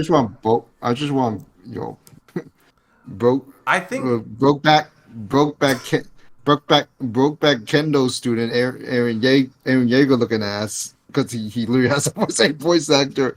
I just want to see him actually get a good match. That's just there, because he literally just takes out a whole ass robot without much issue at all. I think the only characters that I actually liked would be Nihilo, the girl, and the spider, because for good reasons. For good reasons. For good reason. And the dude, well, actually, no, what he? Whatever. The dude that has the guardian angel and the carries around the big shield. I think he's pretty interesting as well. But yeah, other than that, this series is just it's just for me. Very much like Witch and the Beast, although I think I like Witch and the Beast a little bit more. But yeah, that's pretty much it for me for Ishura. Alright, what's next there? Okay, the next one. Okay, I got something to say about the next one, actually. Okay, I'm not watching the next three, so you guys can talk about it. I'll be right back. I think this next one is the one that I just want to say something, and then I'm just gonna end it off there, right? Because I want to do something else now. Gekkai Elise. Okay, well, basically redemption arc and the anime. So she was a bad girl at the first life. Then she got reincarnated into our world, and she became homeless. Orphan. And then she said, you know what? I might as well do something meaningful in my second life. And she became a doctor. Now that's a first. So she became a doctor, not just any doctor, an elite doctor that can help save life. And then she died of air crash. That was weird. But, well, to be honest, the air crash can happen to you anytime in your life. So you cannot jinx it. So she died from an air crash. Well, to be honest, she survived, but she lost a lot of blood. But then she been reincarnated back to her old life, but this time at a certain point of her life where she can make a certain point of her life that changed her in her previous life, or for her first life. So she decided to become a doctor in the other world, and she go about to utilize her medical knowledge to help others, and that is basically the anime. Throughout the season, she just go and diagnose different symptoms and just be a good doctor. This is basically Good Doctor, the anime. This is the Good Doctor, the animes, or those medical drama, the anime version. So, or should I say isekai or fantasy version. So it's basically, if you just see it that way, then you should just enjoy this for her diagnosing, being professional. And people are expecting this series to have love in it, but I don't see any love, to be honest. I see this more like she trying to be professional about her new second life, trying to do things correctly this time, and not just just resort to, and not just resort to like relying on others. She had to rely on herself this time. So it's good to see the fact that she, really proving that she can walk on her own feet now and just go about to help others and doesn't rely on her fiance. And should I say she kind of rejected her fiance in this case. She wanted to be a doctor, and to the annoyance of the king. But yeah, I gotta say, man, this series is a fresh take to a medical drama, I would say. Or should I say, allow a girl to take the spotlight. But in terms of story-wise, it's very simple. It's very straightforward. Your typical medical drama, the anime. So, yeah, so also the animation didn't really help too. I mean, the character design looks good, but some of the medical scenes look so badly animated out. So I wasn't that well. I'm not really fussing over it, but I really enjoy watching this anime on Wednesday after Classroom Elite and Gushing with Magical Girl. But also, I gotta say, this is a manhwa adaptation. This is a manhwa, by the way. So this is not a manga. This is a manhwa. I was like, oh, okay. Yeah. Oh yeah, I did remember reading the manhwa, and it was just like, oh, whatever. We couldn't latch on to anything that happened there, but at least the art in there was all right, I guess. But yeah, not much to say here. Fluffy, Weakest Tamer, Fluffy Paradise. Nothing to say about Fluffy Paradise. It's forgettable, to be honest. Weakest Tamer started off pretty charming. I will say that. I think Anipole was really. Yeah, he invested really in this one. this. But it lost me afterwards real quick, because I felt like it didn't explore the main character's strife or struggles. It's just more like, oh, she's just being praised all around. It doesn't feel like afterwards. It just doesn't feel like she's genuinely struggling or genuinely growing. I remember. It doesn't feel like. It doesn't feel like she's really that challenged afterwards, as after the initial handful of episodes. I remember you're liking it though. I did, but that, like, when it came to that, I just grew quiet because I didn't even know if it was going to improve or not, and it just kind of just tumbled down, and I just didn't like talking about it after that. I just lost my investment afterwards. Fair enough, though, because you were so quiet after like the first 2 episodes. So yeah, that's where the issues came in. Ninja Kamui, Sengoku Youko. I haven't watched it yet. Oh, Ninja Sengoku Youko, Kamui. I dropped it. Sengoku Youko, I dropped it. It just felt very. That's just fair. The first act of Sengoku Yoko's manga is understandably rough. Not even saying the adaptation, like just the material does start off really rough, but the final episode really sets up a lot of interesting things in terms of like challenging the characters' mental and moral capacities and perspectives, to where like it just doesn't feel like a typical shonen. And maybe that's also why a lot of people get turned off by it, because it doesn't feel very something easy to digest in a way. I mean, I wish it could be in better production hands, but at least it's better off than what Biscuit Hammer got. so at least Mizukami is a little better off than that. Hopefully the second and third cores, which comes late in the summer, because they had to cut it because another show is taking over its slot, and I hope that's where it improves. But I don't.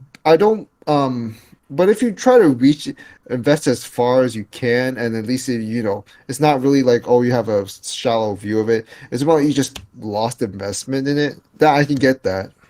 I feel like from what I've read in the manga, I just hope they just reiterated that well with the core 2 and 3. But I can understand, like, for core 1's a mixed bag for me. It had some really like very powerful moments to me that I felt like were quite well earned. But it does feel like I'm really a very perplexing bag nonetheless, which I can also attribute to how they're pacing things as well. It's not bad, but it just felt like some stuff was a little hurried and some stuff was a little dragged out. Can't really specify which ones, but it's just kind of there. Ninja Cowboy, I was initially drawn to it because of the JJK season 1 director doing this, but it just feels so. It just doesn't feel very. Like I wanted it to feel refreshing, but but when it started doing some weird sci-fi stuff with the ninja stuff, the mechas, got some convoluted stuff with some convoluted stuff with like the ninja, like you live and die with ninja. If you break the code, you forfeit your life, sort of thing, and it turns into this one-noted revenge story. And now all of a sudden we have mechas. What? Yeah, I've seen that's that. The kill. That's the thing that broke the camel's spine for me with that one. It's not absolutely terrible it's not an absolute disaster at the moment, but right now it's not looking good. Yeah, it's not looking good right now. I mean, cool. Hopefully it can be, maybe with the last couple episodes we'll do something more interesting, but I don't know. It just doesn't look like it's gonna finish off promising. And this is what irks me about Netflix originals too. They keep doing shit like this. They have something promising looking, and then they just somehow fumble it to a certain extent with where they go with the plot. And I can see where people can be more accepting of that. I mean, given one's preferences, but it just never really works out well. Also, the fight choreography, it was initially appealing, and now it's just whatever. That very first scene was the craziest looking one. And after that, after that first episode, it's just okay, whatever. Just kind of, just go with the flow, and nothing really stands out anymore, at least for me. But maybe I guess there will be some redemption story wise, but I don't see that happening anytime soon. There was this one part where it just finds out that the black the black guy found out that his partner is an undercover agent, undercover ninja, and he's just, the way he went about it was so stupid that when he found out, it just never clicked me. I don't even know if I'm not even sure where they're going with this. The plot is really convoluted. I'm trying to make heads and tails. Who's the real enemy here? Who's the actual antagonist here? I'm pretty sure it's the ninjas, or is it the? I'm pretty sure it's still Alza and the head ninja dude. I'm pretty sure it's still them, and then it's still about Higan's revenge story. Oh, I see. Yeah, but the way it's just where are they?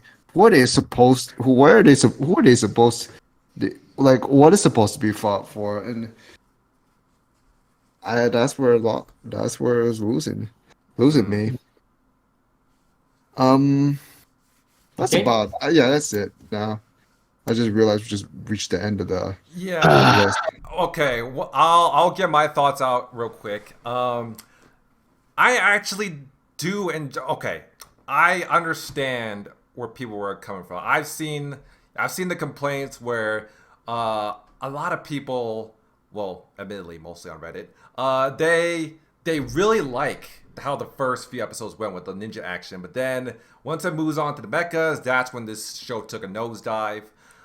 For me personally, I understand where they're coming from. I probably would have preferred more actual ninja action than the inclusion of mechas and all that.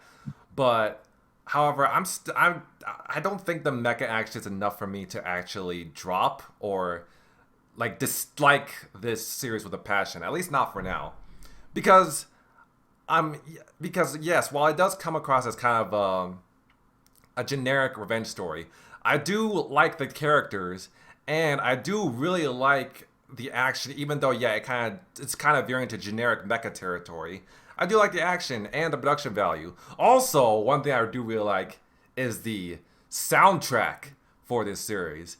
The OP has a banger track from Cold Rain, probably my favorite OP of the season. Also, the OST is just really good as well.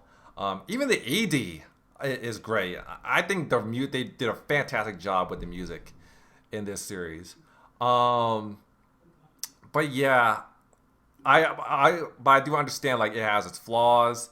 Not just with the mecha stuff and the CGI, but I feel like I also am not a fan of how like some of the more generic points of this series. For example, Alza. We have Alza, the evil corporation. They're the main antagonists. Yeah, how many times have we seen that before? Also, I feel like it's pretty much implied. It has to, well, at least that's the way he comes across. The head ninja dude. It appears to me that he's joining up with this corporation, so he has, I think, more power and financial backing, and so he can spread, ninjas like more worldwide and become more of a superpower or something like that. That's not vibing for me, unless there is a more complex motivation behind it, but I don't see that happening. But who knows, because this series ain't finished, so I wouldn't say I hate it or dislike it for now, but I will keep watching just to see where it goes, and how it ends. If the payoff at the end is great. But yeah, that's pretty much it for Ninja Kamui. And that's pretty much it for the list. So, is there any other anime that you want to talk about, or do you guys just want to wrap it up right here? That's pretty well. We're not talking about Freeman or Apothecary because they're overlapping cores, right? I mean, if you want, we could. I mean, we kind of ran out of time though. Yeah. It's kind of a last year sort of deal. I wish I was on them. I wish I was on there at the time. So my bad on that one. Mm-hmm. That's fine. But yeah, your case is understandable.